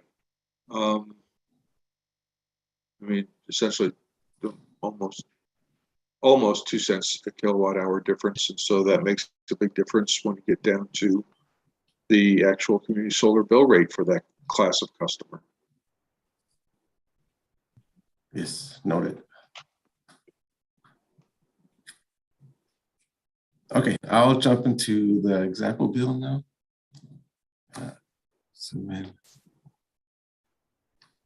And very similar in format to what the PNM and SPS presented. We're using 800 monthly kWh. And we do have $97 for like the primary components of our bill. We do have an energy efficiency, and then we also have a couple other different type of factors that are included in our bills that some of the other utilities don't have. But anyways, you'll see that it's $97 in under both scenarios, the community solar and with that community solar, we have the same energy efficiency amount, the same emergency rate credit factors, but the difference is right here, where we show the community solar credit of $31 and the fuel purchase because of the rate, what we call the FPAC fuel rate. That's the one that changes every month. It will change on this section of the bill as well. And then also we have the renewable standard rate, which is there in the regular bill and would also be reflected in this component as a credit. And so the difference is $53.69 between both scenarios. We use 657 kWh. That's pretty much a guess as well. We're not sure what the subscription will be, but anyways, that's the amount we use to calculate this credit for this example. So that's about it. Yeah, that 657 is just an estimate. If all of the community solar customers got 100% of their requirement from the program, then these numbers would be different. Obviously, that would be higher, but really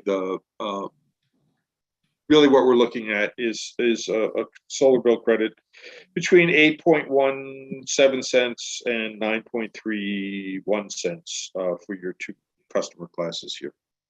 That's the bottom line. That's right. Right. I think your walkthrough makes sense, especially seeing what we've seen from the other presenters. Any significant changes we should make note of compared to what you've presented in the past year? I think maybe the only change was that we're using the 12-month average. I think in the prior version that I sent out, I was using whatever was in effect whenever I prepared it. So I went to an average of the fuel rates. And then also our RPS cost rider did change back in February, which is the currently in effect rate that we have. So that would be the only differences that I can think of.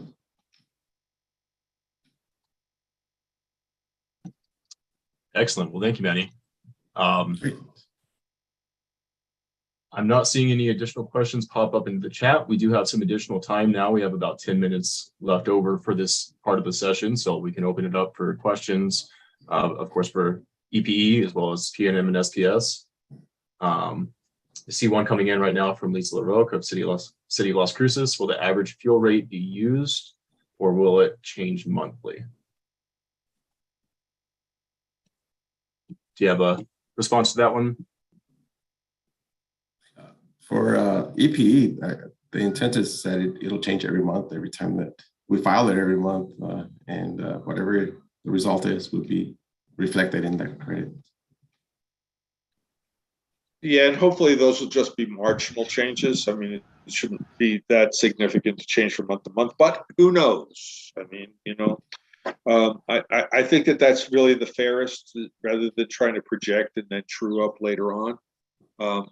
So that's pretty much what I think that the utilities ought to be requesting when they file their tariffs is what is the period for adjusting the fuel cost that you're seeking. And then maybe the commission will agree. I agree. Okay. All right. If there's no other specific questions on EPE, I'd like to go back and ask all of the utilities about this issue that was raised previously. And you might not be the right person in your organization to answer it, but it was the matter of that some utility customers currently, especially low-income customers, are on bill averaging or predictive rates, right? Some of them are on prepaids in some states.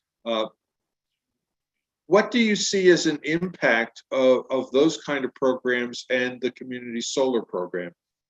I think that the questioner was concerned that it might require the customer to unenroll from the bill predictor rates, the kind of leveling programs, but we don't have an answer to that. So anybody who represents the utilities can weigh in, not just the folks who are presenting the numbers here today, if you have thoughts.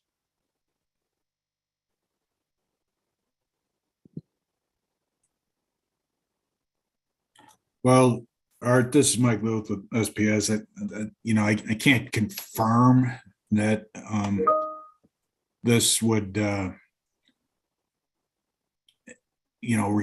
require the customer to unenroll, but we'd have to have some kind of history on what the credit would be. And, we'd have to let the customer know if the customer somehow was dropped from the subscription. I would think that the average bill from SPS would certainly be lower as a result of participating in the solar subscription. But it's maybe a little early to comment on that particular thing. I just wanted to let you know, it seems like maybe an adjustment could be made for participation in the program because it is part of their electric service. Anyone else?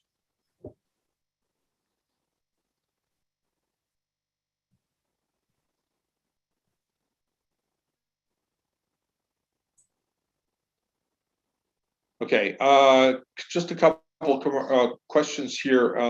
One is it correct that the commercial rate is higher than the residential rate for EPE? And apparently so. We also see a slight difference in PNM territory where the small commercial rate is higher than the residential rate. That is a function of how rates are allocated in the state and who uses what resources and at what times of day.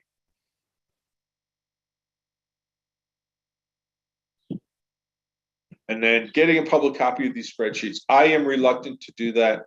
We are giving you a view of these. We'll ask the utilities once again to send us a copy of it, and that you'll certainly see their inputs when they file their tariffs, because the tariff is an open public process. And people can question it at that time, but I just don't want to be put in a position where we're holding the utilities to these numbers as if they are what they filed for approval, because we're not at that point yet. This is just so that everybody gets a sense. And I'll tell you what the sense is that the solar bill credit ranges between 8 cents a kilowatt hour and 10 cents a kilowatt hour. And that's going to be your mark to try and hit.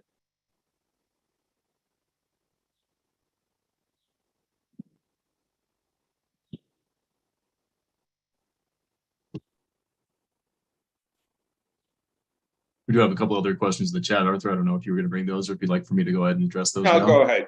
You go ahead. Sure. We've got one from Anastasia regarding the FPP CAC on a monthly basis and other changing components. Will utilities have community solar facility output data timely enough to reflect the same billing metering period for the utility billing for the credits? I think that's an interesting question to pose to the utilities. My anticipation is that the communications and data sharing should be such that those should be reflective of the current period. I'll open it up if the utilities have any other input or thoughts on that, or Arthur as well.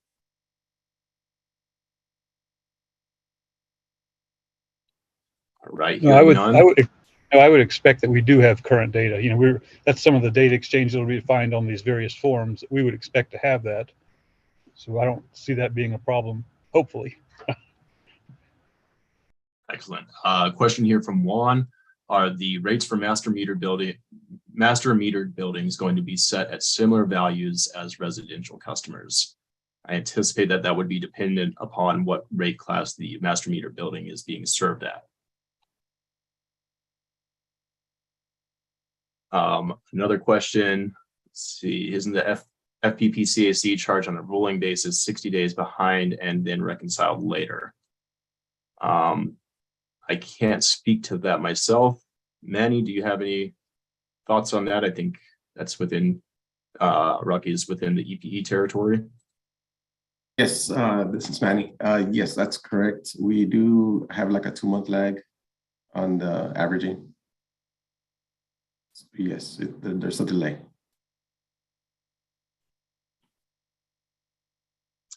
And Mark is asking, please clarify what billing determinants will change monthly or annually for EPE, SPS, and PNM.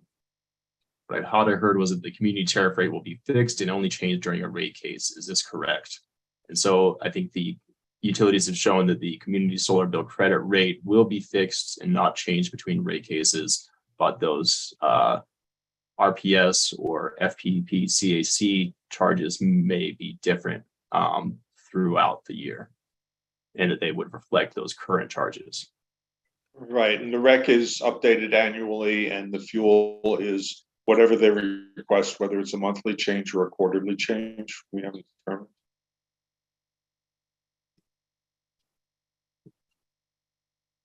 Excellent. Well, we are approaching our time for this session. We have about 5 minutes left.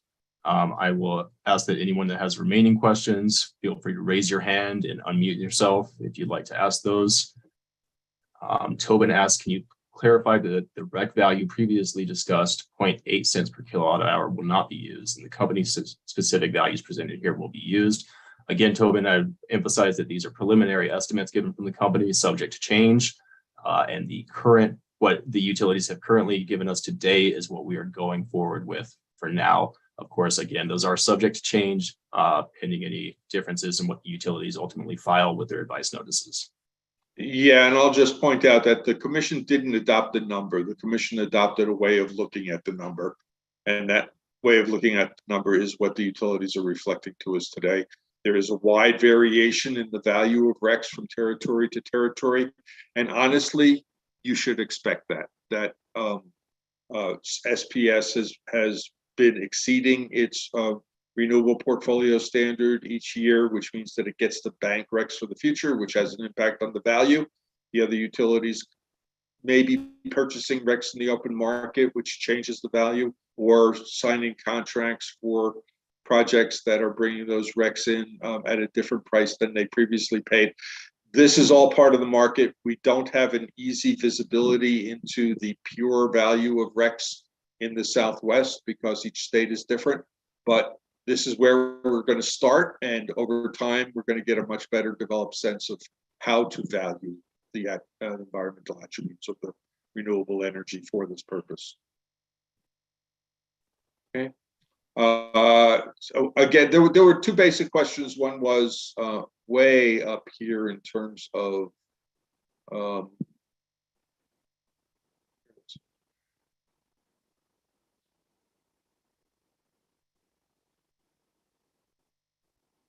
I think we lost that one question. It was a long time ago. But essentially, it's 60 days from the publication of the rule, which we anticipate to be July 12th. And as to when the IOUs can file their rate cases, unless the respective utility has something that comes out of a final order or otherwise limiting them on how soon they can file a rate case. There are not specific limitations outside of that, but sometimes within a particular order, there may be a limitation set. Oh yeah, and I think Stella from PNM wanted to know, is there a deadline for bringing, kind of like conferring with utility staff before you make the tariff filing? I don't think that there's any hard and fast guideline for that. This certainly goes a long way towards letting the utility staff know what to expect. Do you have a preference as to when you'd like to talk to the utilities? If they're going to be filing, say, mid-September?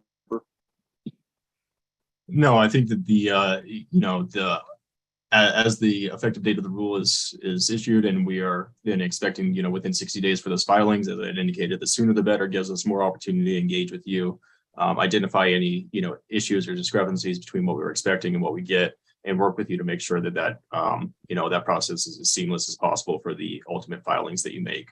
in terms of deadline or specificity around that, I think there is none. As you have it available, we're happy to work with you.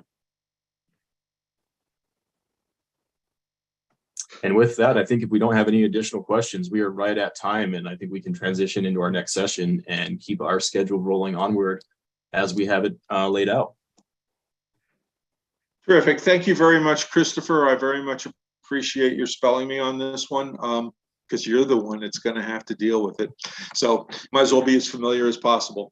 And thank you, Mike Settlage, Mike Luth, and Benny Karaska for EPE. We really appreciate you taking the time and showing the numbers.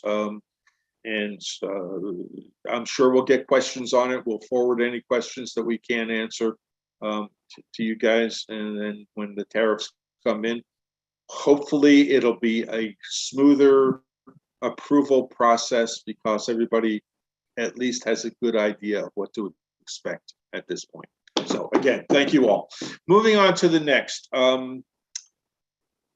This is an issue that's kind of fluid, and we put it down to kind of like, are there impacts on our expectations for this market due to supply chain disruptions and delays in getting equipment, and which has at least been temporarily, I won't say resolved, but deferred, the issue of a federal investigation into whether there are violations of the solar tariff that was placed on China.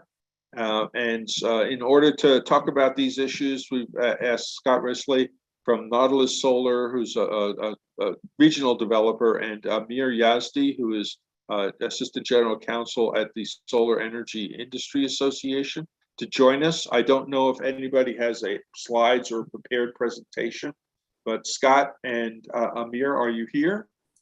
Yep, here right now. And okay, I can see you. I can see you. Terrific. So, okay. While I may not have slides up, a formal slide deck for this presentation, we do have some, for just historical purposes, some other slide decks just to talk about like what the effect had been leading up to the president's announcement. So I'll include a link to that in the chat box later. Okay. That's great. Scott, do you have anything that you need to show? No, I don't. Thank you. Okay. All right. So we'll just put the view on speakers, and then who wants to go first? Do we want the macro and then go to the micro, or do we want the micro and then go to the macro? Let's start with Amir. I know that that SEIA has essentially been keeping track of this issue for your constituency and even doing surveys of folks. Tell us what you found, what's been happening over the course of, I think this is now a 4 or 5 month old issue, and then where we are today. So why don't we start with Amir and then Scott. Sure. So I'm going to provide a little extra background information because I think putting together like all these various trade cases in context, will help, because in past conversations, I think there's some conflating of, this tariff versus that tariff. But, just taking a step back, like about 10 years ago, that was like the first solar trade case that was brought. It was a company called Solar World that brought this an anti-dumping and countervailing duty case against modules and cells coming from China, and resulting in tariffs that they change each year by go up to 250%. In addition, there have been also a couple other trade cases over the past few years. Section 301 tariffs applying to all goods coming from China, whether it's solar panels, seat belts, you name it. And then, in addition, about 5 years ago, there was the global safeguard case that applied to pretty much all cells and modules coming into the U.S., no matter where they were coming from, with a few exceptions. So with this, but for today's call, we're going to be focused on this Auxin circumvention case. And really, this was not the first time, this was tried. Back in August, an anonymous group of companies filed cases targeting specific manufacturers operating in three 3 Southeast Asian countries, Malaysia, Vietnam, and Thailand, which were really the main source of modules and cells coming into the US. And what happened was Commerce ended up, ultimately rejecting it back in November, essentially saying that the fact that this group was anonymous, prejudiced parties from their ability to mount an effective, defense. The fact that they were doing company-specific inquiries versus countrywide inquiries was unusual. And then a third one, which was redacted, so we're not quite sure what that was. However, just filing that petition alone caused a freeze in the market and really caused us to see, was really kind of a taste of what was to come this time around. And so because of various supply chain issues, we had to basically, slash our forecast from about, I want to say 30 gigawatts to about 23, 24 gigawatts, just to give you a sense of what that did. And that case was just ultimately rejected. Unfortunately, back in February, Oxen Solar, a small manufacturer, which, just to put them in context, can supply less than 1% of the US solar needs, filed the circumvention case. And in short, what they're alleging is that cells manufactured in those 4 Southeast Asian countries are essentially engaged in a minor and insignificant processing operation, and therefore the cells and modules coming from those countries, or modules using cells from those countries, are in fact Chinese products. And so what would this case result in? Tariffs up to 250%, which, based on despite what others had said, based on Commerce's own practice, their regulations, was a real a real threat. And on top of it, under the new relatively recent Commerce regulations, those tariffs are retroactive. So going to at least April 1st, which was the date of initiation, or potentially going even farther back to November 4th, 2021. So when Commerce decided to take up the petition, they had stated that they weren't going to take into account statements from other parties. They were only going to rely on what Oxen said. And because Oxen said A through Z, they were going to begin this case. And unfortunately had a very, unfortunately a predictable consequence, considering the effectively unbounded risk involved, which was a total freeze in the market. Those 4 Southeast Asian countries supplied about 80% of the crystalline silicon module imports coming into the US, but also this had really also hurt domestic module producers as well, because the largest module producers in the US, such as Hanwha Q Cells, Silfab, Jinko, all use cells from those Southeast Asian countries, never mind some other producers. So this was hurting both, cutting off the flow, but then also hurting domestic module manufacturers as well. And, we have put out a survey on the date that the case was initiated. Within a couple weeks, we had over 700 responses. And basically the picture that was being painted was amazingly grim. We saw about, the majority of respondents said their entire workforce was at risk. I think 70% said at least 50% of the workforce was at risk. Based on analysis of the case, we were seeing, basically 2022 forecasts slashed in half, 20 plus gigawatts of lost deployment over the next couple of years before supply chains could essentially reorient. And so, to put it mildly, this was a very, I would say, almost existential threat, at least to the near term, ability to deploy solar and to meet our both national and regional clean energy and climate goals. Fortunately, last week, the president announced some good news.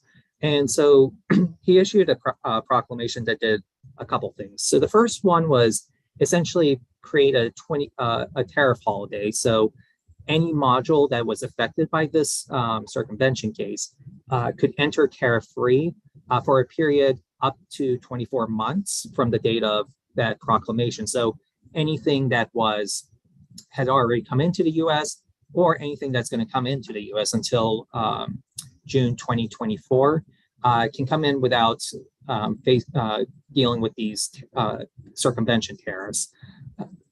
So that was like the first major thing, and that was to inject certainty to the market, give developers and investors the confidence that they would be able to get their necessary panels. The second thing it did was invoke the Defense Production Act, and in an attempt to help shore up domestic supply, there's about a $500+ million pot of money for this year, and the president had set that aside to help spur domestic supply chains, not just with solar, but a few other technologies, including transmission and I think heat pumps. But right now, DOE is tasked with running this program, so they're beginning to set up stakeholder meetings, to figure out how to design this program, whether it's going to be low-cost loans, loan guarantees, or some other form of financial incentive is TBD. But again, we believe this is definitely a useful start for kickstarting our domestic supply chains. Obviously, the manufacturing incentives in the reconciliation package, we think are going to be the real game changer, but we do view this as definitely a nice, down payment, if you will, for, shoring up our domestic supply chains. So really what's next? So in addition to figuring out what this Defense Production Act program is going to look like, this circumvention case is going to continue. SEIA has said from the beginning that the notion that cell manufacturing is a minor and insignificant process is ludicrous for a few reasons. One, these factories require significant capital expenditures to get them up and running. Two, there's a lot of IP and sophisticated processing involved in the production of solar cells. Three, the U.S. government has already said, in other proceedings, that cell manufacturing is the critical step in the module supply chain. And then four, Auxin, the petitioner, in other government proceedings as well has harped on the fact that cell manufacturing is the major step involved. So we believe with all those, all that together, the legal and factual case for why this circumvention case should fall in our favor is strong. So as far as just like the general timelines go, Commerce has until August 29th to issue a preliminary decision, and then sometime around Q1 to issue its final determination. So again, we're going to continue fighting that, but at least for the next couple of years, imports don't have to worry about this circumvention case. And then as far as like what we're seeing and hearing, right now it's a little bit early to give you specific numbers, but we're seeing a lot of relief. I would say anecdotally, relief in the marketplace. Again, still need to work through, emergency regulations of commerce, potential legal challenge by Auxin or its supporters. But that being said, we are seeing a lot of optimism, both near term and long term, both in terms of getting the necessary modules to complete projects on time, or at least with relatively little delay. And then longer term, companies have been revamping their supply chains, at least abroad. So we believe that they're going to be in a better position down the road to, not have to worry about these circumvention tariffs. And then hopefully, in a much longer term, horizon, if the reconciliation bill passes in Congress, the manufacturing incentives we believe are, very robust, target the entire value chain for not just modules, but other components as well, like trackers and inverters. And so we think over the next 5-10 years, we will see a lot of, more factories come online that will provide, suitable supply of critical components for these projects. So anyway, I will just quickly stop there and hand it off to Scott. Yeah, Amir, before we take Scott, just a clarifying question. I'm not sure that I'm clear on this aspect that you were talking about is cell manufacturing a minor component of the process or a major component of the process? I don't believe I've seen any news articles that explain that to me. Why is that an issue? Sure. So like the legal standard for circumvention is minor and insignificant processing. So typically in the steel context, think of it's been used, for example, with essentially the equivalent of, let's say a steel beam is subject to a tariff. Someone sends it to a third country, puts a fresh coat of paint on it, and then tries to bring it into the US under a different tariff classification. It's meant to deal with that kind of thing, but the standard is minor and insignificant. So what we were saying is, look, just based on the plain language, the notion that spending hundreds of millions of dollars to get these factories up and running, pouring a lot of money into R&D, and the fact that the government has already said that this is a significant processing operation, I think altogether point to the fact that you just can't view this as like some minor operation akin to putting a fresh coat of paint on a steel beam. Because Okay. All right. I think I'm understanding. And then in the surveying of CIA members, were there different impacts depending on the size of, not the company itself, but the size of the kinds of projects that they're developing? We, of course, are looking at, for this program, these are, kind of like small 5 megawatt projects. We have a fairly robust industry for rooftop solar, in the tens of thousands of installations. And then we have the power purchase agreement size projects in the hundreds of megawatts now that really seem to have been impacted. What's the differential impacts on those project size segments? Yeah, so I mean, as far as the specific numbers, I don't have them off the top of my head, but I could say qualitatively, rooftop solar, while definitely impacted and would be hurt by this case big time, is a little more less price sensitive than say a community solar or utility scale project. So from what I remember, those projects were the most impacted by the circumvention case. Now, to the degree of the impact, I don't remember, but it was definitely extremely impacted by versus rooftop.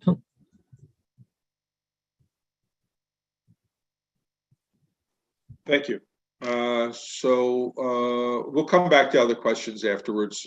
Scott, I think that we're asking you for really kind of a sense of how your company was dealing with this during the period of uncertainty, and some ideas for how people can prepare for the unpreparable.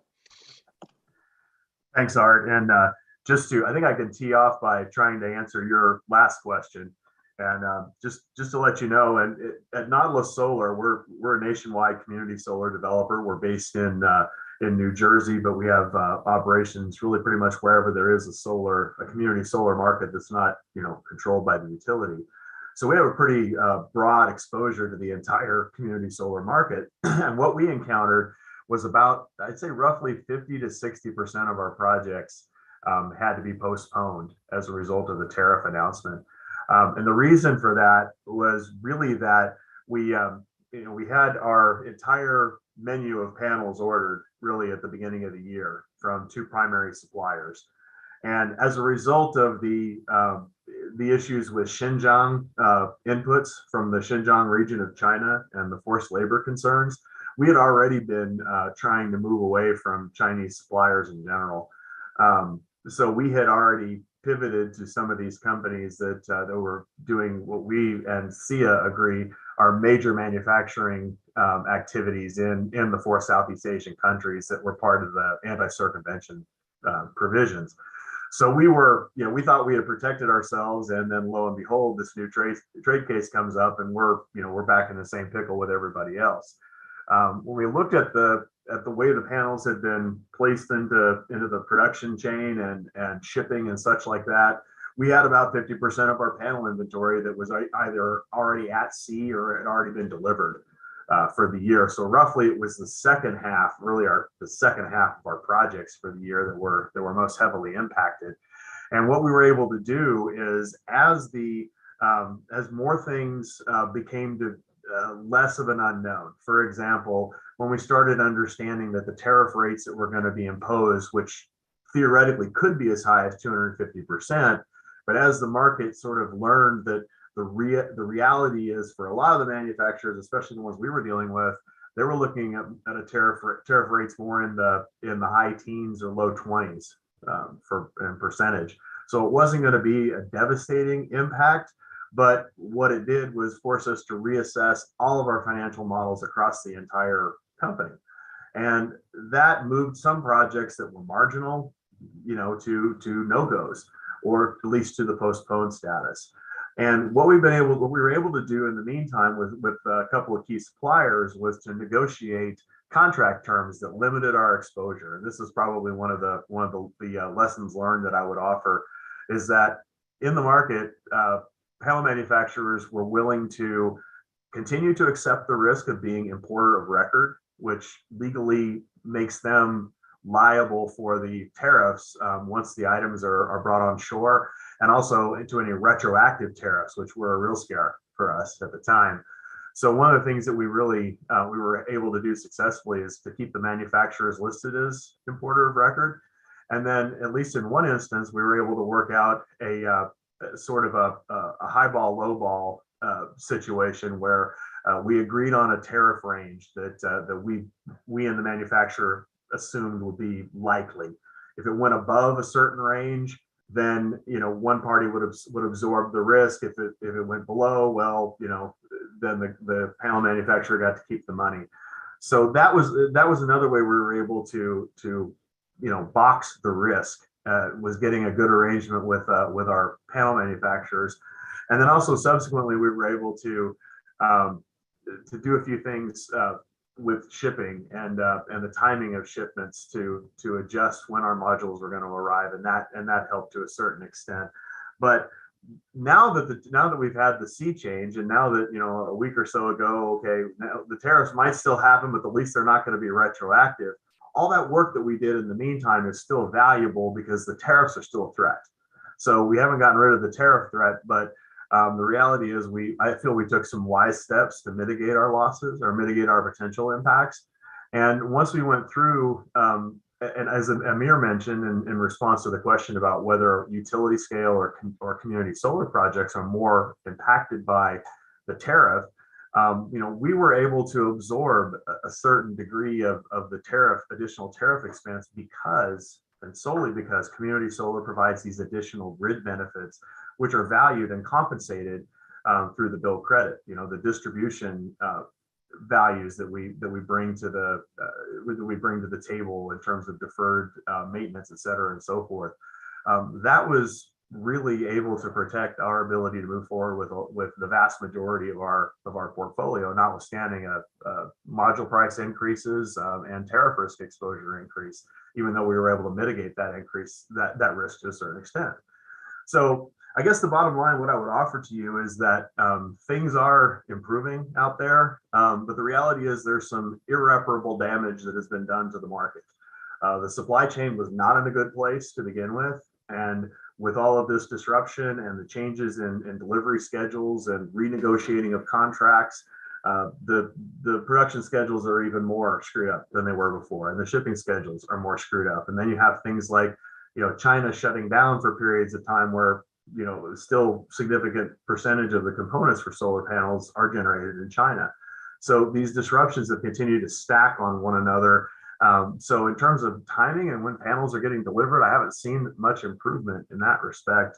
But what I think we do have is an opportunity to have some certainty and some ability to make business decisions going forward, so you can take the kind of steps that Nautilus took with regard to its contract suppliers, to mitigate what's happening at the federal government level. And just as a final thing, just another shout out for the reconciliation bill. The reconciliation bill can make a huge difference, because without the changes that are proposed in reconciliation to adjust the investment tax credit, a lot of us right now are worried about, under these fraught supply chain, tariff, and pricing environments, we're thinking now about safe harboring our modules to qualify for the existing 26% ITC.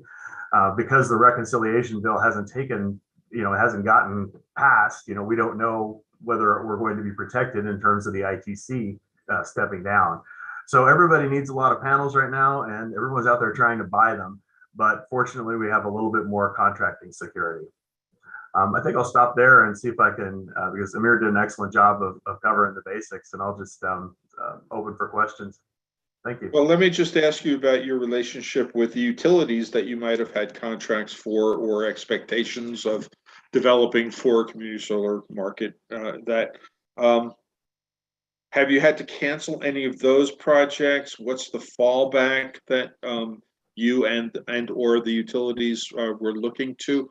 And I'll just preface to say that, the commission still has to decide, are we reasonable in terms of our expectation of putting out an RFP, getting robust response, selecting projects that can make it through interconnection and can be built on time? So that's really the question that we're trying to answer, that I know you don't have the answer to. I'll take a stab at it. And that is something, Art, that does worry me about the program. I mean, the way we're looking at it right now, we'll have an RFP that'll come out in July, and then we'll have some finality with regard to the bill credits sometime probably in September is sort of what I'm understanding. And so that really means that for the rest of this year, it will be, unless somebody has some panels in stock or it's a small project, I don't see much construction kicking off in 2022. So you're looking at really the first quarter, second quarter of 2023 for construction starts on projects that have successfully made it through. Given the size of the market here and the number of projects that are actually going to make it through the process, I think the successful project will have panels, because New Mexico itself hasn't created enough community solar demand to really create a crisis. In other words, there's enough panels out there to suffice for New Mexico's upcoming needs in the near future. What will be interesting is seeing how many projects, if any, who are awarded capacity will have subsequent dropouts as a result of manufacturing delays. And some of the projects in western New Mexico that were supposed to replace the San Juan plant have been significantly delayed. But those are utility scale projects, and they're much more impacted by tariffs, as Amir pointed out. So none of that's surprising. And a lot of those also had battery components, and there's a whole battery storage component problem as well. So I think there will be some problems, but I don't think it'll impact New Mexico being able to deliver on 300 megawatts of community solar in the next 3 years. Okay, well, 200, but 200, sorry. It may expand. All right, well, we're competition. Illinois is expanding. Oregon's thinking of expanding, all that. Okay, we did have a question in the chat, and it went to the human rights violations in China. I don't know that we can answer this. Let's see. So the Forced Labor Prevention Act, are you seeing that, Amir? Yep. Yeah, so just to clarify, this presidential proclamation only applies to the anti-dumping countervailing duty circumvention case, nothing else. So this Uyghur Forced Labor Prevention Act, the rebuttable presumption goes into effect on June 21st, affects solar, cotton, tomatoes, electronics, every other industry out there. So yeah, that's still going on as scheduled. And let's look about the long-term impact of using the Defense Production Act, or just basically trying to encourage more of a domestic manufacturing basis for this. Of course, it's been in fits and starts. 10 years ago, there really seemed like we were developing a foothold, and then a lot of those companies went out of business. From SEIA's perspective, what do you expect in terms of implementing domestic production or better packaging here? And what could be done in the long term to help that? Not that this commission has any power over that. Sure. So I'm going to be focusing on federal government for right now, but I can talk a little bit also about what's going on, what states can do in conjunction. So you're right. Really, for the most part, what the U.S. has done to incentivize domestic manufacturing outside of the 48C program, which provided some tax credits for investments in certain clean energy technology manufacturing, has been really using tariffs as a method to grow manufacturing, which has, to put it mildly, been amazingly ineffective and really counterproductive. All it does is make deploying solar and other technologies more expensive, while not making those factories, domestic facilities, competitive. So there's that. Plus, also the U.S. actually tariffs a lot of inputs that domestic manufacturers rely on, like laminators in solar plants, or the glass coverings, for instance. But what the federal government can and is hopefully about to do with reconciliation is pass a very strong set of manufacturing incentives that will put real dollars into these manufacturers, and then which will let them not only become more productive, but also expand and get to the point where they're at scale and able to compete on the global market. I mean, just to put this in perspective, if you account for all the module manufacturing in the US, it's about maybe 7 gigawatts total, compared to about pre-auction, what we were originally anticipating 23 gigawatts installed. And then just to put it further in perspective, there are factories abroad that are 5, 10, even as much as 50 gigawatts in size. And I'm just talking about individual factories compared to the entire US manufacturing base. And so we need to get these factories at scale, and at scale as quickly as possible. And I would also point you to, later on, I'll send you the see a white paper we did on manufacturing a couple of years ago, and many of those proposals came their way into became part of the reconciliation bill. But what it calls for is a couple things. I think the two most important things. First is essentially a production tax credit for making certain components. So such as, you make a crystalline silicon module, the assembly portion, you get 7 cents a watt. You make a cell, that's another 3-4 cents a watt. Polysilicon, you get a certain amount of dollars per kilogram made and sold. And then there's similar incentives for trackers and inverters. And that's based on all the conversations we've had with manufacturers. They're really amazingly excited for this and believe that this will let them pull the trigger in a big way. The other one is actually also for the tax credits themselves for deployment. There are a couple of things. First, if you use a certain amount of domestic content in your project, you get an extra 10% ITC adder. So not just a 30% ITC, but a 40% ITC. So we think that's really going to spur developers to take a hard look at procuring more domestic product. The other one is also, after a few years, depending on what happens with direct pay, you would only be able to access direct pay if you use a certain amount of domestic content as well. So again, some of these, there's still, who knows what's going to pop up in the next few days with the discussions. But those are just a few of the things in the reconciliation package that are used to drive manufacturing in the US. And as I said, right now the excitement is high among both existing and potential manufacturers. And I'm talking about the largest players as well on the global scene are taking a hard look at setting up major factories in the US. The other thing I would just point out at the state level is that I think a lot of these companies are really interested in manufacturing in the US do have questions about, okay, great, I want to set up shop in XYZ state. What do I need to do? What is the permitting? What is the zoning requirements? What's workforce? And so to the extent that states are able to, provide information or about like what services they offer, I think that's going to be really helpful, especially in terms of guiding these manufacturers through the process and helping smooth the path to setting up shop. So I think those are just some of the things that we're seeing going on right now in the policy space, and potentially down the road that will be driving real meaningful expansion here. Thank you very much, Amir. I'd like to open it to any utilities who are still on board with us to talk about the experience that you've had in the recent past with either delays or having to set aside contracts that may have happened. I mean, we know that this was going on out there. If anybody wants to talk about it, this is a good opportunity to share.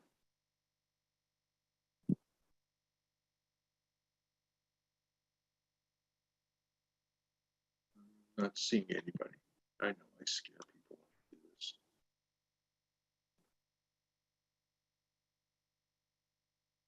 Okay. Any other questions from the audience? And Amir is sharing some resources in the chat. We'll capture the chat. Somebody capture the chat and make that stuff available. Anything else? No. Going once, going twice. Thank you very much, Amir Yazdi and Scott Resley, for this rundown. It's actually not as scary as I thought. When we were setting this program up, it looked like everything had stopped, and at least while some things have stopped, things seem to be on an upswing. So we can be thankful for that. So thank you all very much. And also, I would be remiss to say a huge thank you to the New Mexico Governor's Office, congressional representatives for all their help and support in this case as well. Yes, our delegation has been very active on this issue and a number of other issues, so I think that that's important to point out. Great. That is the end of our formal program, and I know that there was a lot of information transmitted to you today. I hope that it is useful information for you to understand how the Commission is trying to essentially kind of take what the legislature gave us in terms of defining the community solar program, putting the policies around that to make it a reality, and now working on the implementation steps, right? We honestly are making this up as we go along. We're doing our best to try and rely on experience from other states. And so it has been helpful for us to have outside expertise come in and help guide us. It's making that balance between what works elsewhere and what can work in New Mexico.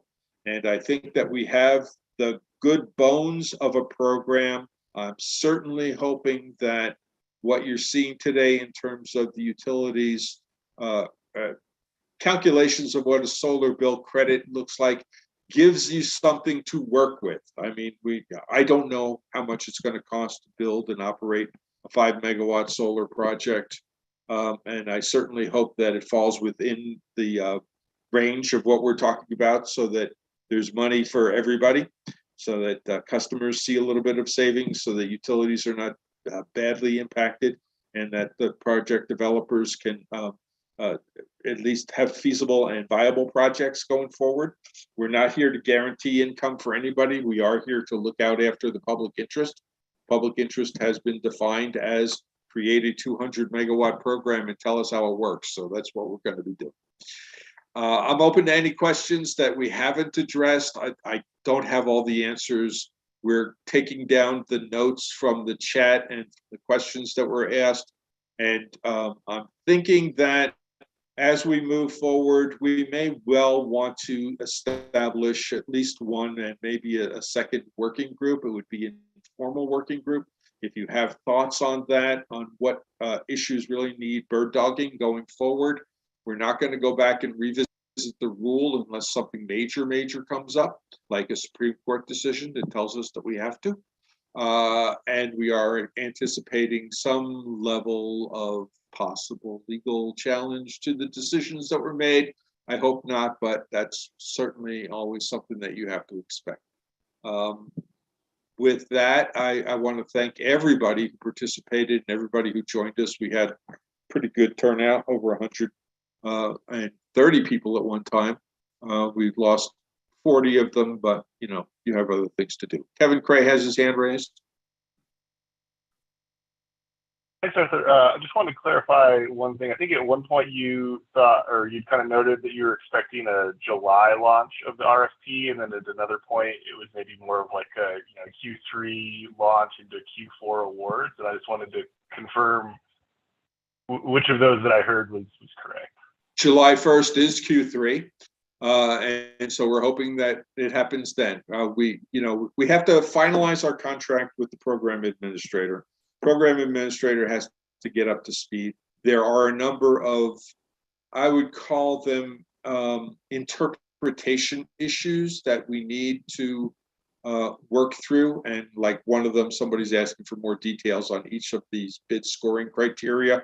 Well, what I would suggest for that is to look at the filing that came from, it was in the response comments that came from the joint commenters from Kevin's group, because largely the evaluation criteria and points were derived from that. They weren't exactly what it is, but that is a good place to at least get the understanding of why things were considered to be important enough to assign points to. And we will work with the program administrator to have a little bit better sense, because not everything, it's not 0 or 6 points, it's some range of 6. And so the program administrator is going to have a good and defensible way of determining what that falls into it. But since I don't know who the program administrator is going to be yet, I can't answer that question. So we're going to have to work on it. Somebody asked how long the RFP will be open. Sufficiently long. We want to promote this. I would be concerned about having a very truncated period. We are anticipating a lot of bids, but we certainly want to give everybody enough time to put a good and complete package together. So while that timeline has not been set, it should be set pretty soon. And anything else? No. Anything from my colleagues at the PRC? Anything I may have missed? No, Arthur, I'm not catching anything. Thank you for your leadership in this workshop today. And Dylan has his hand raised.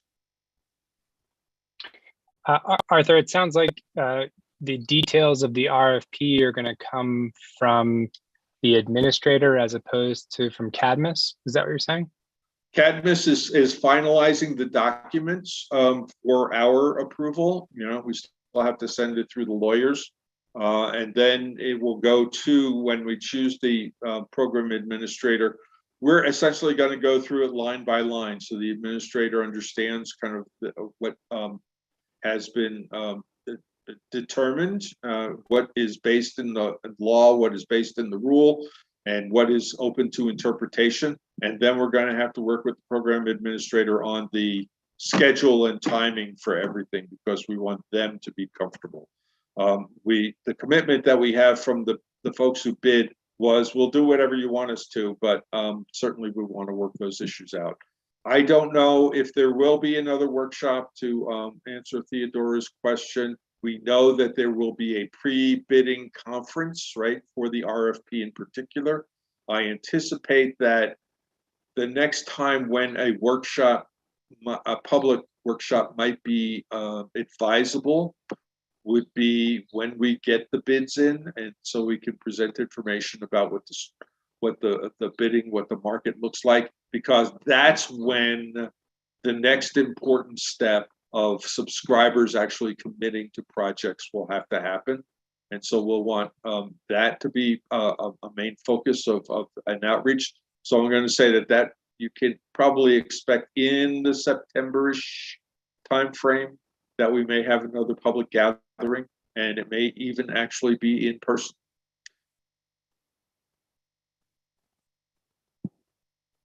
Oh yeah, will the RFP be open until after the bill credits are open? Yeah, I mean, there's no way that I'm going to close the bidding until people have an understanding what the bill credits look like. I mean, absolutely. All right. Thank you all very much. We really appreciate your participation. As Commissioner Maestas said, this is ongoing, right? We really, everything that we've done to date, even though it's been a year of pretty intense work, is really just prefatory to getting the program together. And we're going to rely on everybody to help make this a success. So thank you all, and we'll talk to you soon. I'll just point out a couple of other things. On the 17th of this week, there is a public hearing in the interconnection phase 1 rulemaking. We have gone through 2 iterations of a rule and comments. We got response comments on Friday. Got about a dozen response comments. We have several major recommendations for how to change what the proposed rule looks like. And so there'll be an opportunity in the public hearing for additional comment on that. Please keep your eyes open for the notice from the commission. And other things that are going on, the commission is doing integrated resource planning rulemaking. We are preparing for a grid modernization rulemaking that will probably focus largely on advanced metering infrastructure at first. We are moving down the path towards a vehicle electrification rulemaking. So there's still a lot to be done in 2022, and we're all working as hard as we can work. Great. Thank you all. Thank you, Arthur. I'm going to end it here.